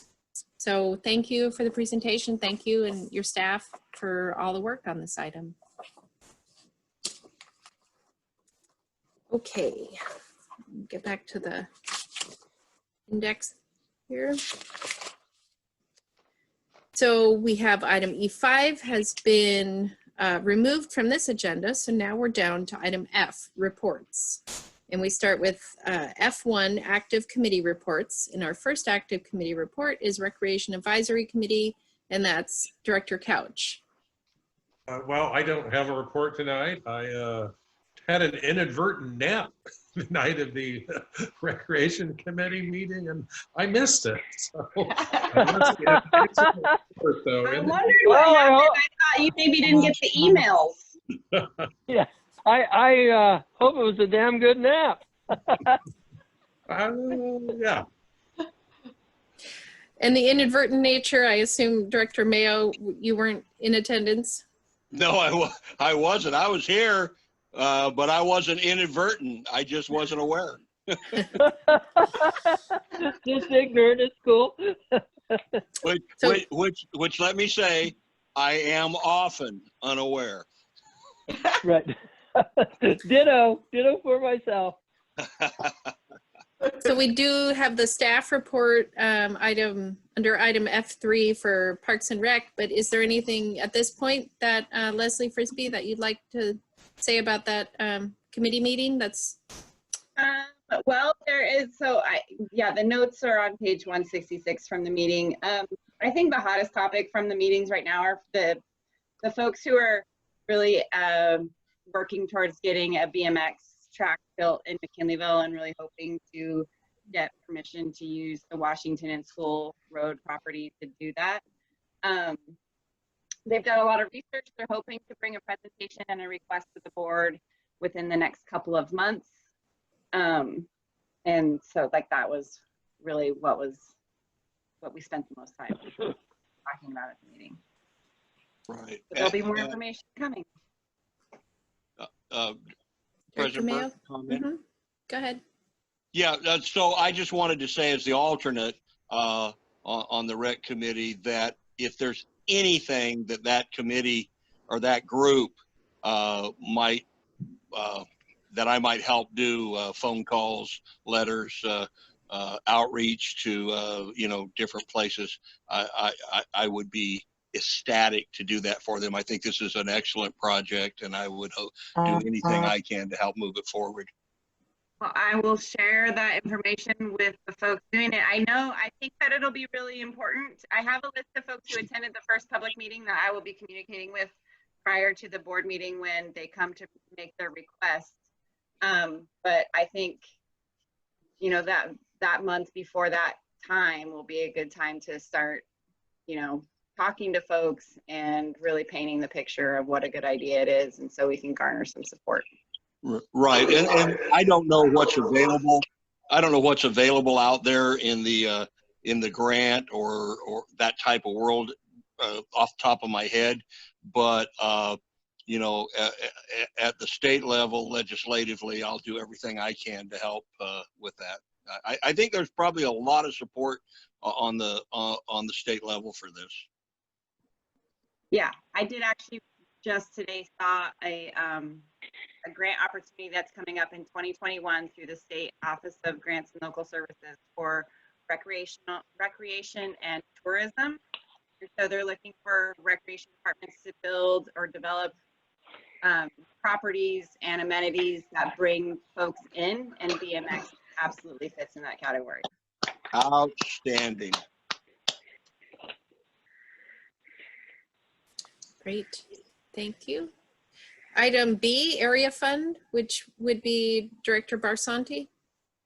And I guess we just meet for the grants and then that's it, right? For the year? Yes. That's already, I reported on that, yeah. Did not meet. Redwood Region Economic Development Commission, Director Mayo. Actually, nothing to report. There are some legislative things going on, which I tried my damnedest to send you all an update on, but my computer skills are so terrible that I sent Pat something ridiculous that he sent you, and I apologize. I'll try my best to give you a good update next meeting. Okay, we did receive some printed information. Is that, Pat, is that for this item, or are we going to turn to that in F2, the legislative and regulatory reports? That is a question for Director Mayo. Pat, I apologize. I'm not sure because what I got back was nothing, and so why don't we wait? Why don't we wait? Why don't I wait until you give your report, and if I need to chime in, I will. Okay. Yeah. And my apologies, guys. Anytime I get this stuff that I think is pertinent, I try to get it to the GM and forward it to you. But occasionally this stuff comes in and I'm not getting the attachment correctly sent. So my apologies. Okay, it looks like the items that we got printed are from Aqua. So, we can talk about this under F2. Okay. Yeah. Okay. McKinleyville Senior Center Board Liaison Barsanti. They did meet, and I just wanted to report on the memoir class that my husband's taking. They have 6 people now, so there's been some seniors that they've hooked up with computers so that they can Zoom and share their memoirs. So that they're trying their best to keep going. It sounds like. Okay, thank you. So that sounds like a report on the memoir class, but not on the other operations at the senior center? No, I wasn't aware of any meeting going on. Nobody has told me. Okay. No notification. I know the seniors, I just, having talked to a couple of them, because they're anxiously calling our office, finding out when they can open their center, and that is really all dependent on the county opening up community centers. As of right now, Okay. the state and the county is not allowing that, and so they are not meeting. Okay, thank you. Audit Committee. Corbett. Nothing to report. Nothing to report. Okay, Employee Negotiations, Couch. Nothing to report. And the McKinleyville Municipal Advisory Committee. So we did meet via Zoom, and this meeting was, we had multiple presentations on sort of health and safety officers. We had Sheriff Hansel present, and the fire department. Let's see, Sheriff Hansel reported on both the COVID shelter in place and also the homeless situation that we heard a lot of public comment on earlier in this meeting. And we heard from the, I'm sorry, I'm forgetting the fire department official's name, but Sean Campbell. Thank you, Sean Campbell. Presented and discussed the ballot measure that it looks like the fire district is going to bring forth. And let's see, so we had the first meeting presided by the new chair, Maya Conrad. And I'm sorry, I don't have my notes in front of me. Greg, that was the last meeting you attended. Can you help fill in? Yeah, well, in the immortal words of Pat, I had already checked out. So, no, actually, we actually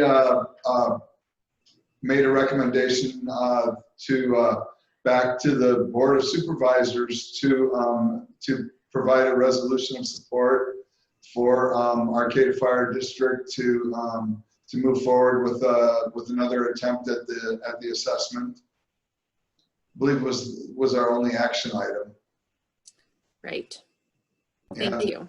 And then the rest was just the fire, the sheriff. I was hung up on chief of police, the sheriff, and then the fire department's status reports. Yes. Thank you. LAFCO. Couch Director. Oh, and I'm sorry.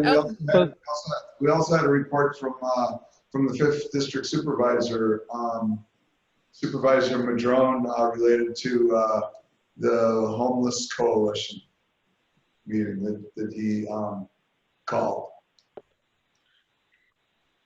And okay. This is John Corbett. I had a comment to the board chair. Go ahead. I just wanted to ask the chairman, have you set a date to have the sheriff report to the McKinneyville Community Services District and get us updated?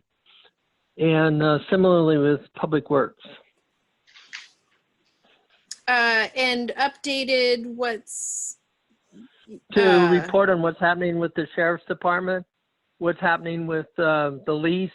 Are they planning expansion? At one point they were. I don't think they are anymore. And just reviewing the overall policing for our community.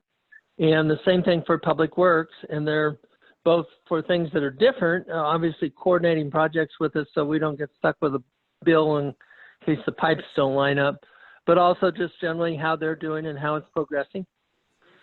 And I think we ought to do that probably twice a year, but certainly once a year.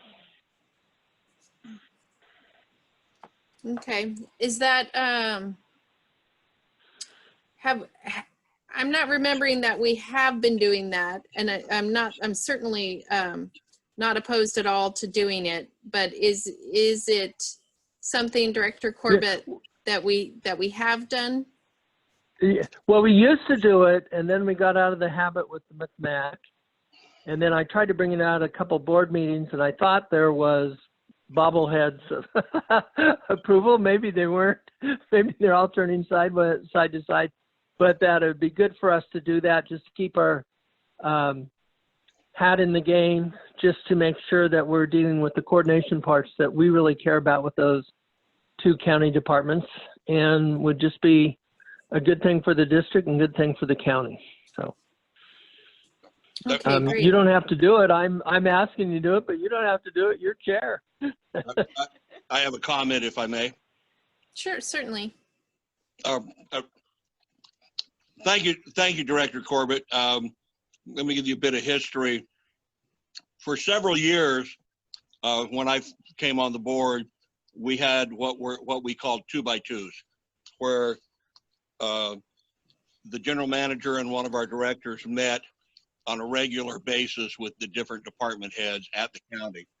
And it was the start of the process that helped us craft out a better relationship with MCSD and the county.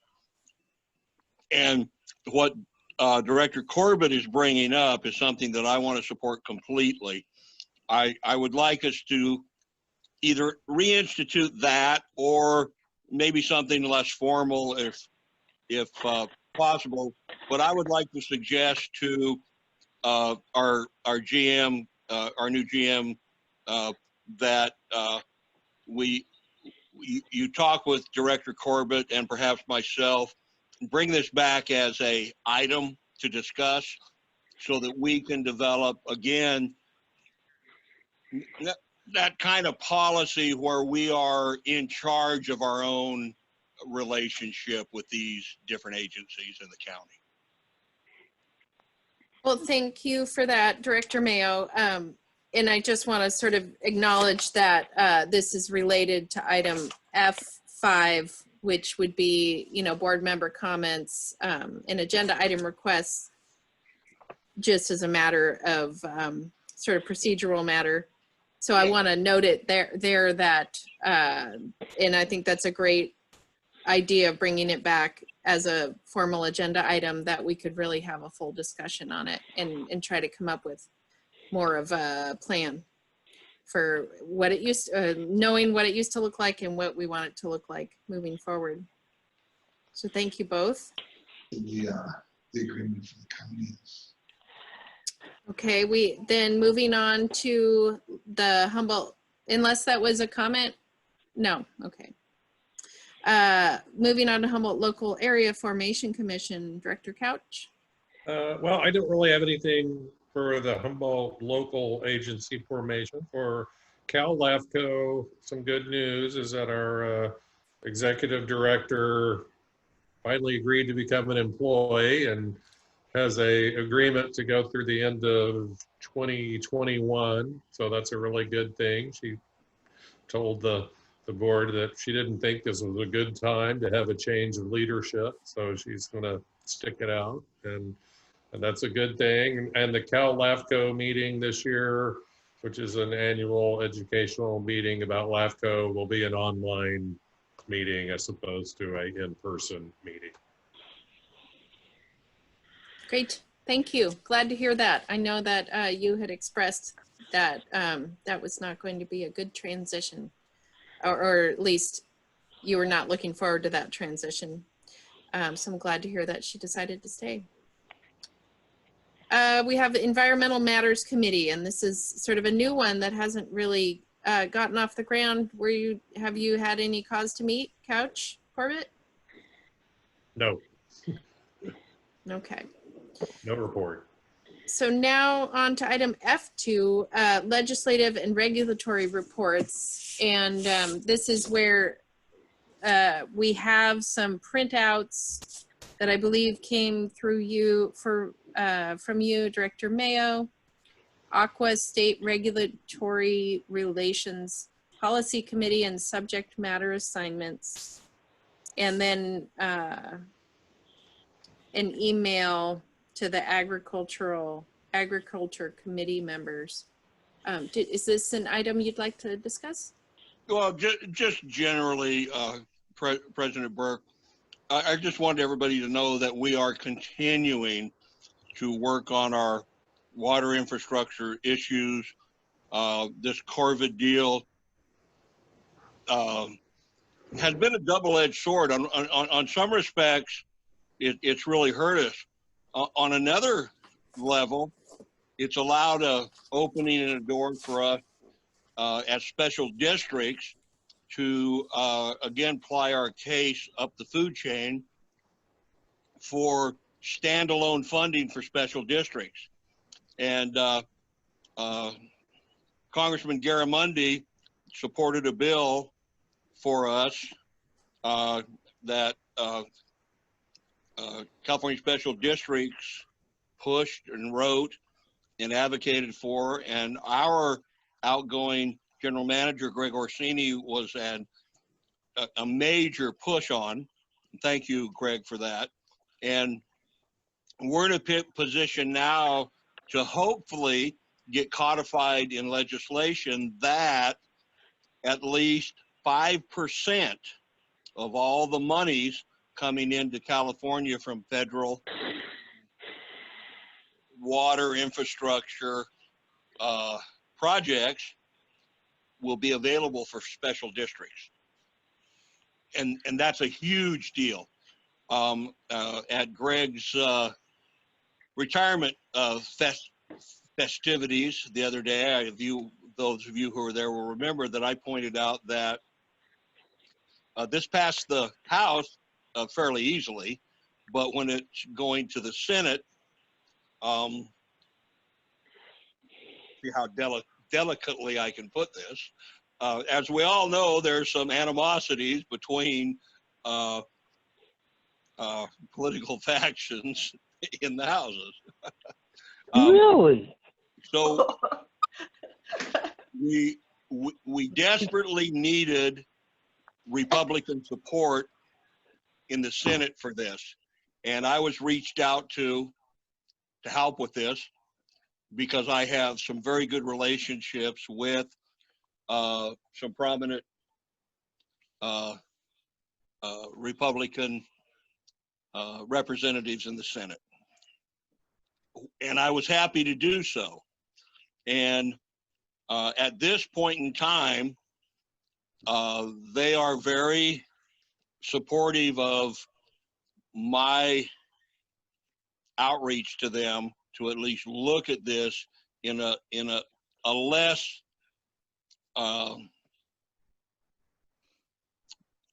political way, in more of a. So as I presented this, it was nuts and bolts. It was, look, here's us little guys on the ground. We need this. Here's the reasons why. Here's our history. Special districts are an amazing grassroots, direct, public form of government. Probably the best form of local government that there is.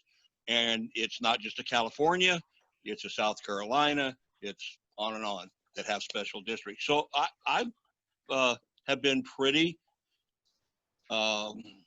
thankful that those people listened to me well, were supportive of at least talking to the people that I put them in touch with at special districts and California Association of Water Agencies. This is, like I said, a Garramundi bill. And so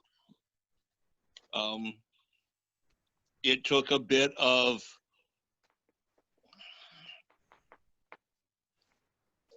explanation of why it was needed. And I'm very happy to say that at this point in time, those senators that I reached out to are looking at it with an open eye. So let's hope this 5% carve out for special district is unheard of and amazing, and it will be the start of a process that we've worked on at the district here for 15 years to bring special districts of a certain type and size, which we are, into the mainstream of political concern. So not to be, not verbose about it, but I'm really, really happy that I was able to have carved out those relationships and do my part to help push this forward. Thank you to your work there, Director Mayo. And again, just to reiterate, this is the first time special districts are being, what's the right word, brought into legislation at the federal level. And so thank you for your, is that right?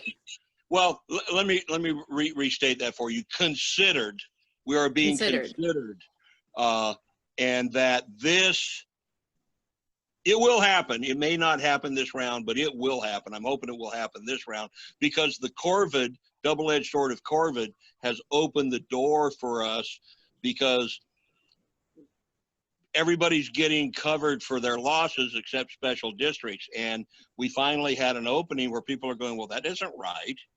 Look, I mean, you're the people that provide all our water, that provide our fire district.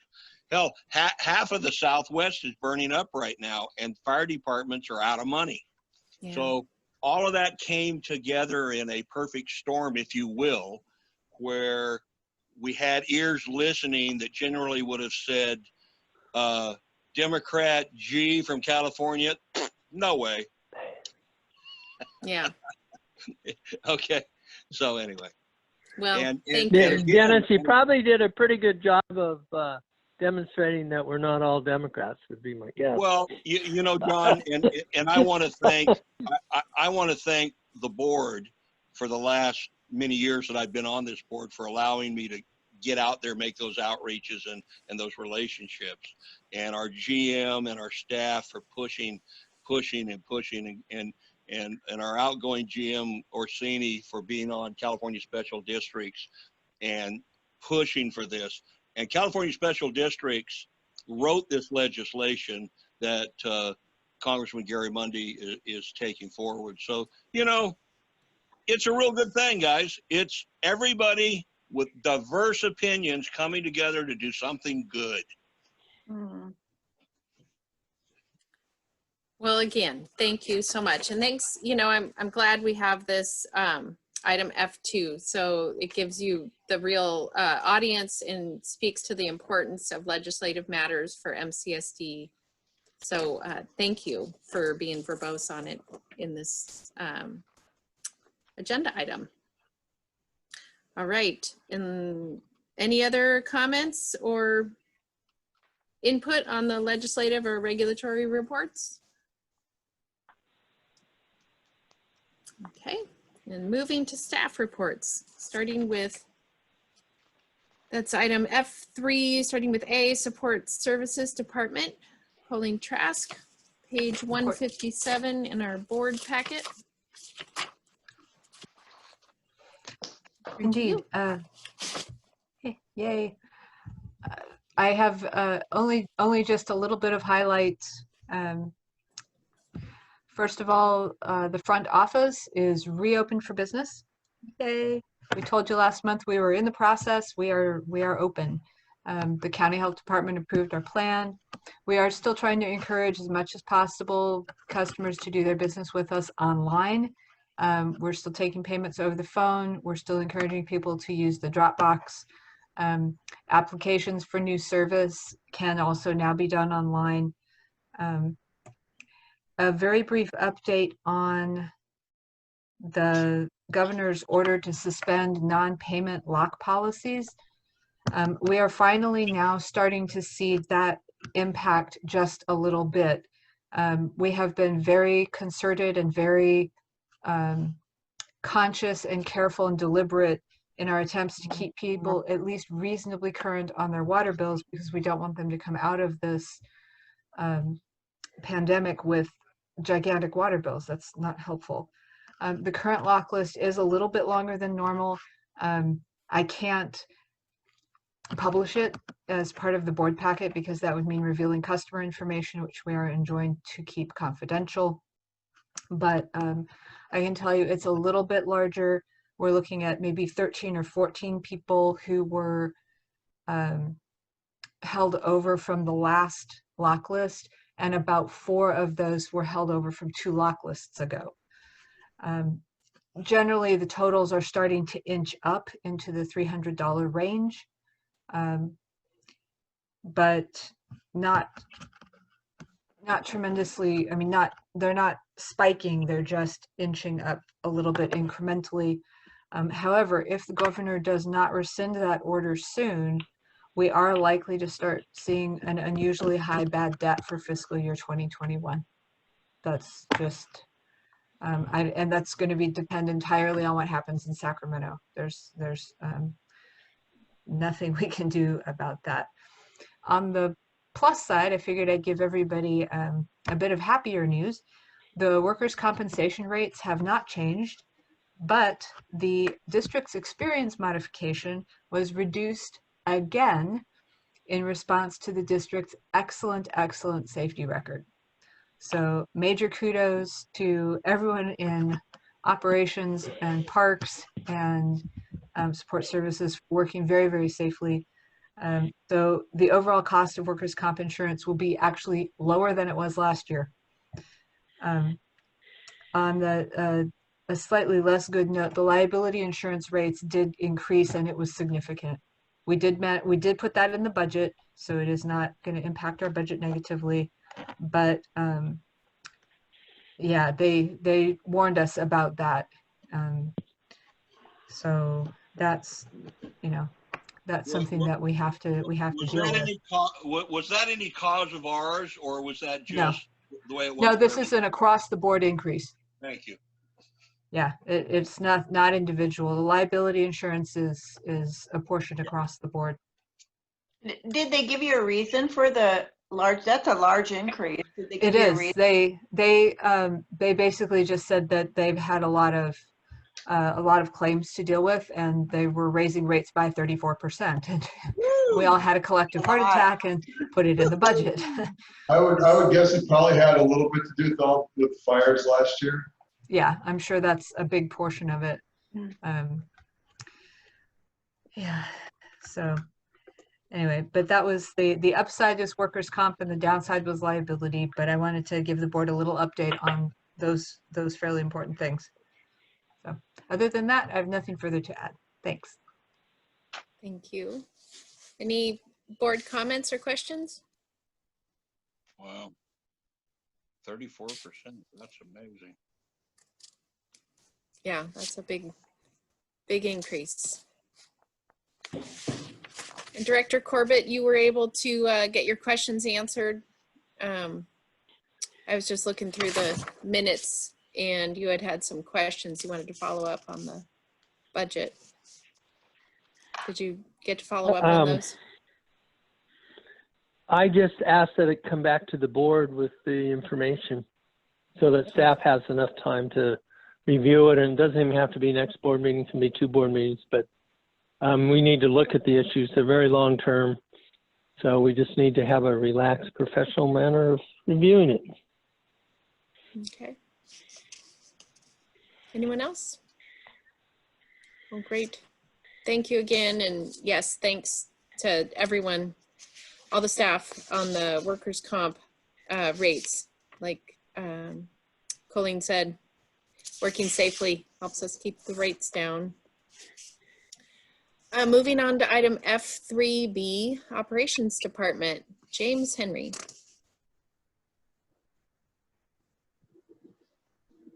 I was going to say something regarding keeping the rates down and keeping fingers, but I won't. I have nothing else to add. Thank you. Any questions, comments from the board? Yes, Madam Chairman, I have one question for James McHenry. Go ahead, Director Corbett. James, can you turn to page 160 of your report?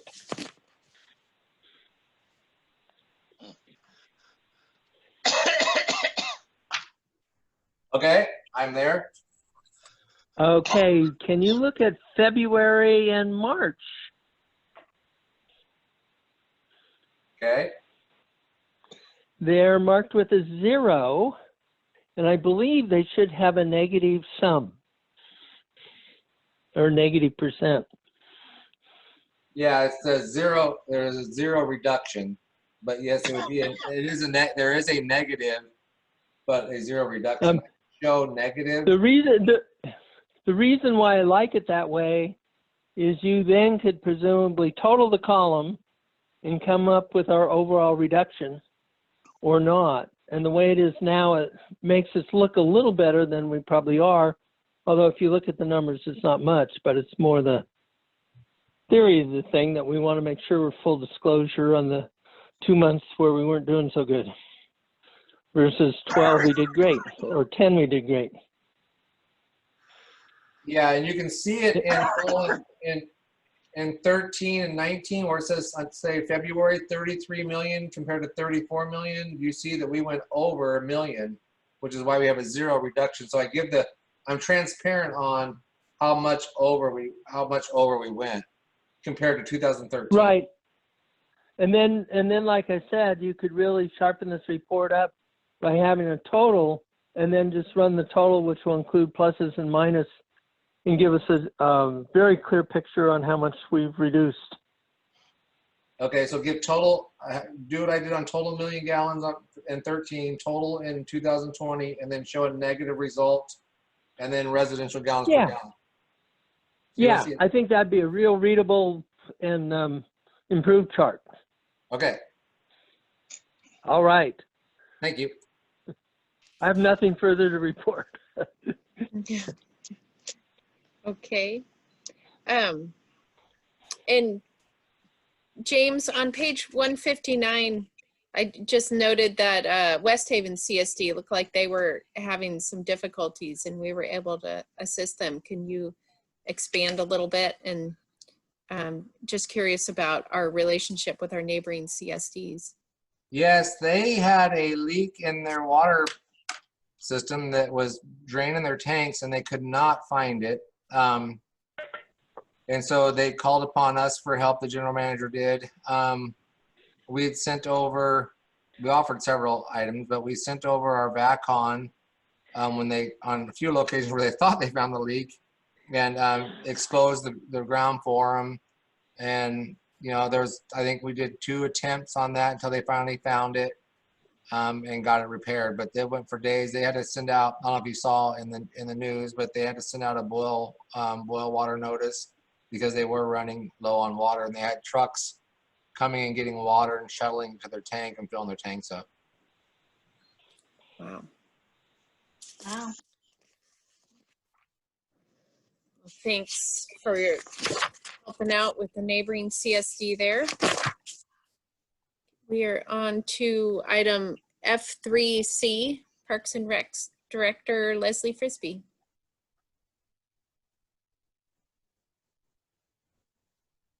I have nothing further to add unless you have questions. Any questions or comments for Leslie? Seeing none, thank you.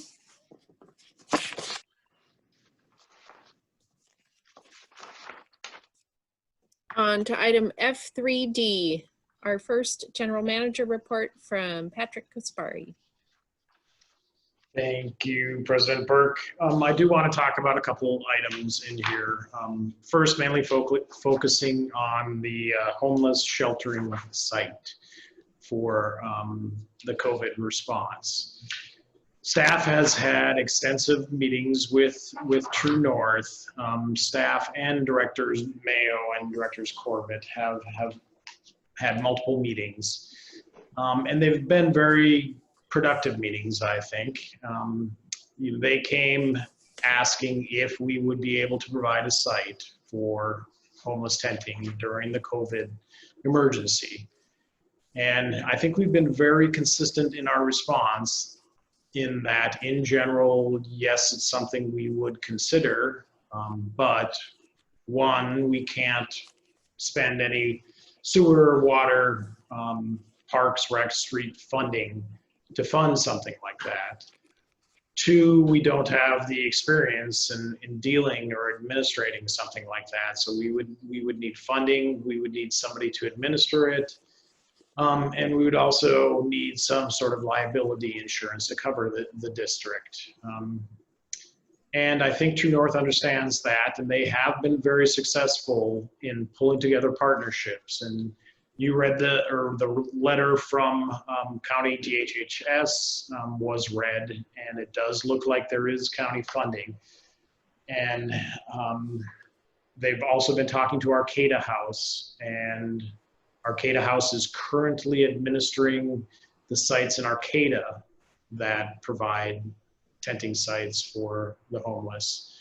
And we talked to Karen Deemer, the city manager for the city of Arcata, and asked her how those were going, and got some really good feedback from her, including her talking, saying that Arcata House is doing a fabulous job and they're the best local person to administer these things. So it has consistently been moving forward. However, we've been telling True North that we can't really go to the board without a complete package laying out all 3 of those items: funding, administration, and liability. And so that's kind of why we have not brought it to you for the board to consider. Staff did go through and look at potential sites. We do have a recommendation for a potential site from staff, but again, I think it's too early to present that to the board until we have a complete package to present.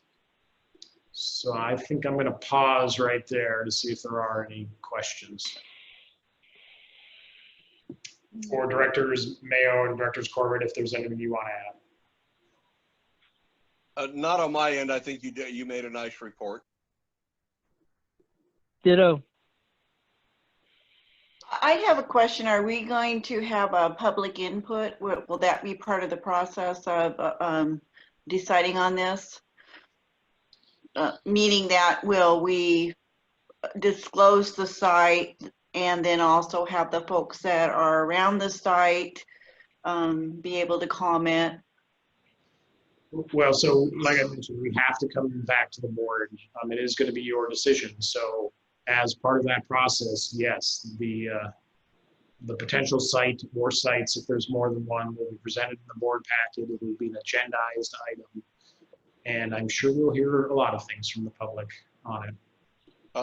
Correct me if I'm wrong, GM, but Director Barsani, we're nowhere near that point yet. Okay, thank you. Right, and I just wanted to say, Mary, we always intended this would be an uber public process. Yes. Okay. And that's one of the things we tried to make clear to True North as well, is that we are a government agency that, for better or worse, moves at the speed of a government agency. So unfortunately, this is taking a while. Well, I also had a question. Is this in our, you know, we are water, sewer, recreation and everything. Is this also included in what we can do? Because there are certain things that special districts can do. So I'm wondering if this is in our, I don't know what it's called, but is this, Our scope and authority. What's that?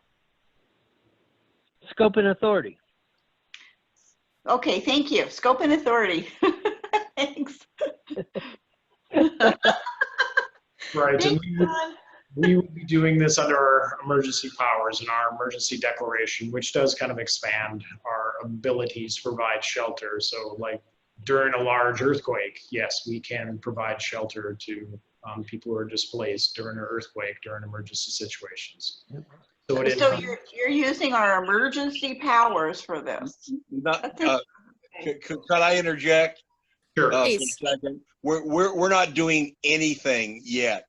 The emergency is something that the governor has initiated, and we're not doing anything yet. We're just considering the possibilities. Is that concise enough? Yes, it is. A lot of people have talked to me about it, so thank you. I needed some things to be able to report to them. Thank you. Yes, I did want to say this is already quite public, even though it doesn't exist. And before we can establish a public process, if anything goes forward, so board members should know that it's of wide interest to the community.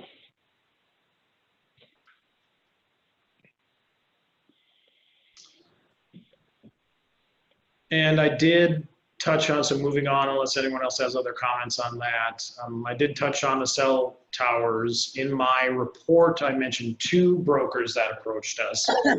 One for the Cochrane Tank site and one for the actual existing cell towers that are at our operations facility. Well, it turns out that that broker was wanting to purchase the leases, the existing leases for those existing towers. We currently have a contract with another leaseholder, and he has we're working with him on, and has a couple years left on that. He was not at all interested in talking to the other broker about selling that lease. So that one has fallen away completely. And like I said, on the other one, there is no project there yet. And if there does become a project, it of course will come back to the board. So that's it, unless there are more questions. I just have one question. How was your first month with Greg? First month with Greg, it was very enlightening. And yeah, Greg is going to be very, I've said this before, he's going to be very, very tough to replace. And I'm not even going to try to replace him. I was hoping to not call him at all today. Today was his first actual day off, but I didn't even make it until noon, and I had to call him. Yeah. All right. And I'll add that I actually answered the phone. All right. And Shell, thank you for not asking him how his first month with me was. Yeah.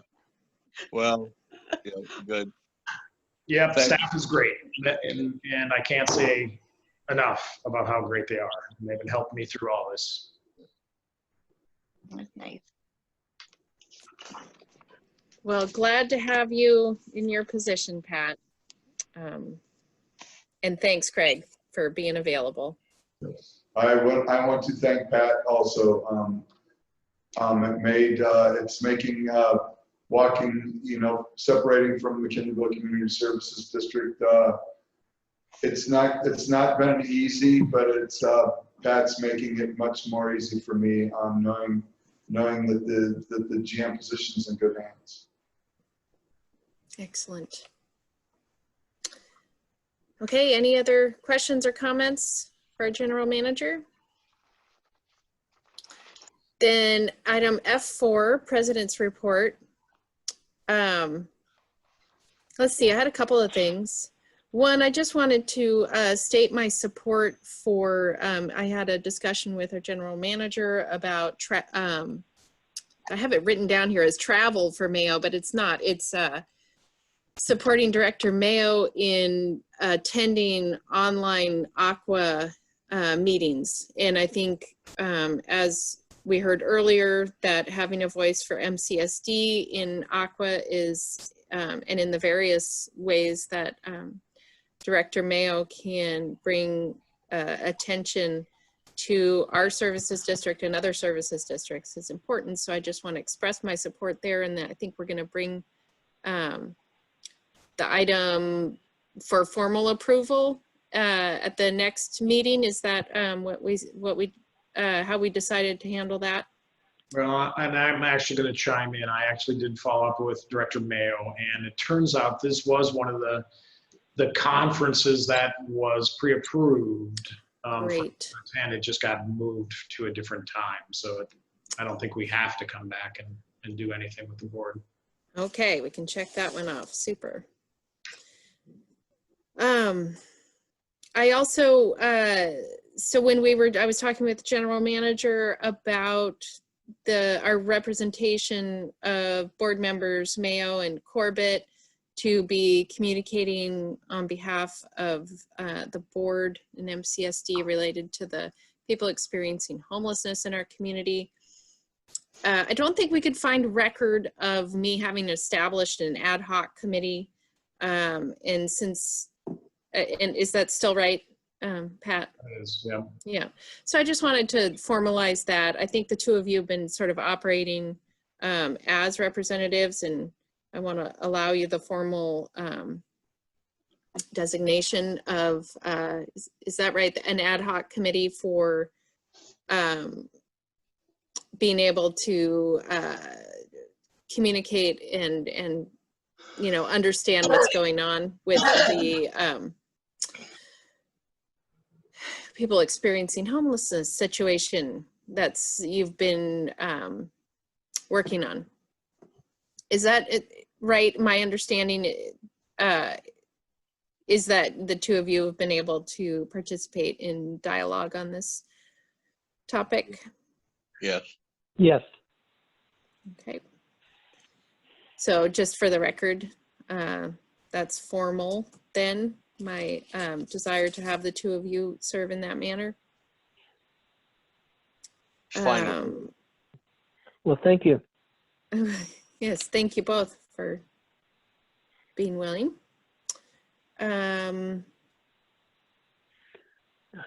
Let's see. And I think the, maybe it's a lead in to item F5, but I just wanted to note what I've heard today. I heard multiple times requests for MCSD to have a policy regarding property uses. And in this case, it was related to placement of cell towers. And so that's of interest to me. I can follow up with the general manager so that we can be best prepared for that type of a dialogue. I also would like to follow up with our general manager on the 2x2s, as I'll refer to it, and being in close communication with our sheriff and public works and bringing, setting up a President regular, Burke, yes. President, could I add one thing to that? I think Health and Human Services would be significant for us in that regard as well. Thank you. That's a great recommendation, especially with having the center, I believe, getting close to opening, and so having a another presence in the community.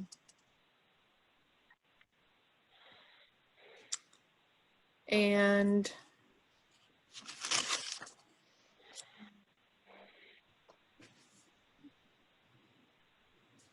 I think those are the items I wanted to note related to future agenda items. Did I miss any that anyone had noted had been asked for? Tonight was a pretty full night on, oh, well, there is item E5, and I trust Director Barsanti will talk with our general manager. Yes, I will. I'll give him a list. Great. Well, this John Corbett, I'm also going to participate on getting the right format to come back to the board. Great, thank you. So help me here a bit. Where are we at on our agenda? We are in item F5, board member comments, announcements, reports, and agenda items. So I'm just rolling from president's report into what I noted for agenda items, and then I'm going to open it up to the rest of you. I have something whenever it's appropriate, and I'm happy to wait. Okay. Well, I am done, so I'm going to open it up for the other board member comments, announcements, reports, and agenda items. And so to you, Director Mayo. Okay, so I just wanted to give everybody an update on we had an item on the Board of Supervisors concerning the Trinidad Rancheria and their request to Humboldt Bay Municipal Water District for extending water services to them. And I just wanted to be sure that I reported to you what my position, which I believe has been our board position forever, since I was put on the strategic planning committee at Humboldt Bay Municipal Water District when we were working on our 1600 permit concepts dealing with our 60 million gallon water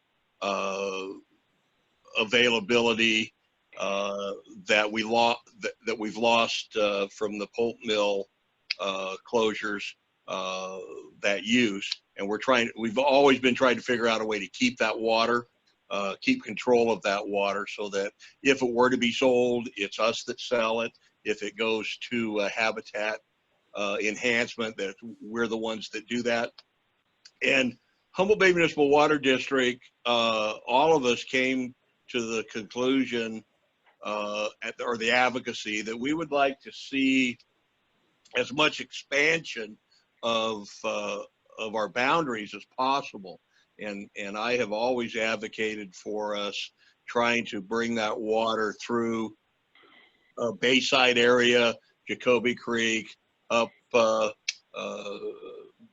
different areas down to Lolita, up to West Haven and Trinidad, that we have this amazing source of water and abundance, and we have some environmental issues in our community relative to our riparian areas, etc., our fish issues, that if we could provide that water to as many places as possible, then those areas would not be using wells to suck this desperately needed water out of pretty sparse aquifers at times when our habitat needs it the most. So that's always been my advocacy. The Humboldt Bay Municipal Water District supported that. I've reported that back to our board for many years, and that's been the board's position. I just wanted to make sure that everyone knew that I support that concept, and that running that water up to the Rancheria and then to Trinidad, I believe would be an amazing benefit, you know, a beneficial use for providing good water, and also a beneficial use for the habitat. There's quite a bit of concern expressed from different communities around about growth, you know, that creating growth. And I understand that. I'm not of the same mindset. On the other hand, if in fact these things happen, those communities have every ability to put in concepts like CC&Rs, covenants, conditions and restrictions. So if a community was concerned about that, they could ameliorate that. But also West Haven, in this conversation at the board, said that, you know, if we do that, they'd like to have a hookup for covering themselves in times of need. So I think there's some openings there. I just wanted to make sure the board knew the position that I have taken. It's been a position that's been vetted through our board and has been supported.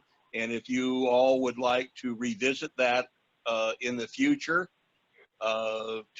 if you don't agree with that, and I'm, you know, I work at the will of the board on those issues.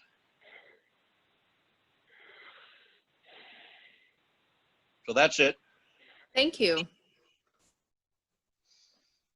More comments or questions from the board? Or I mean, yeah, comments, announcements, reports, and agenda item requests.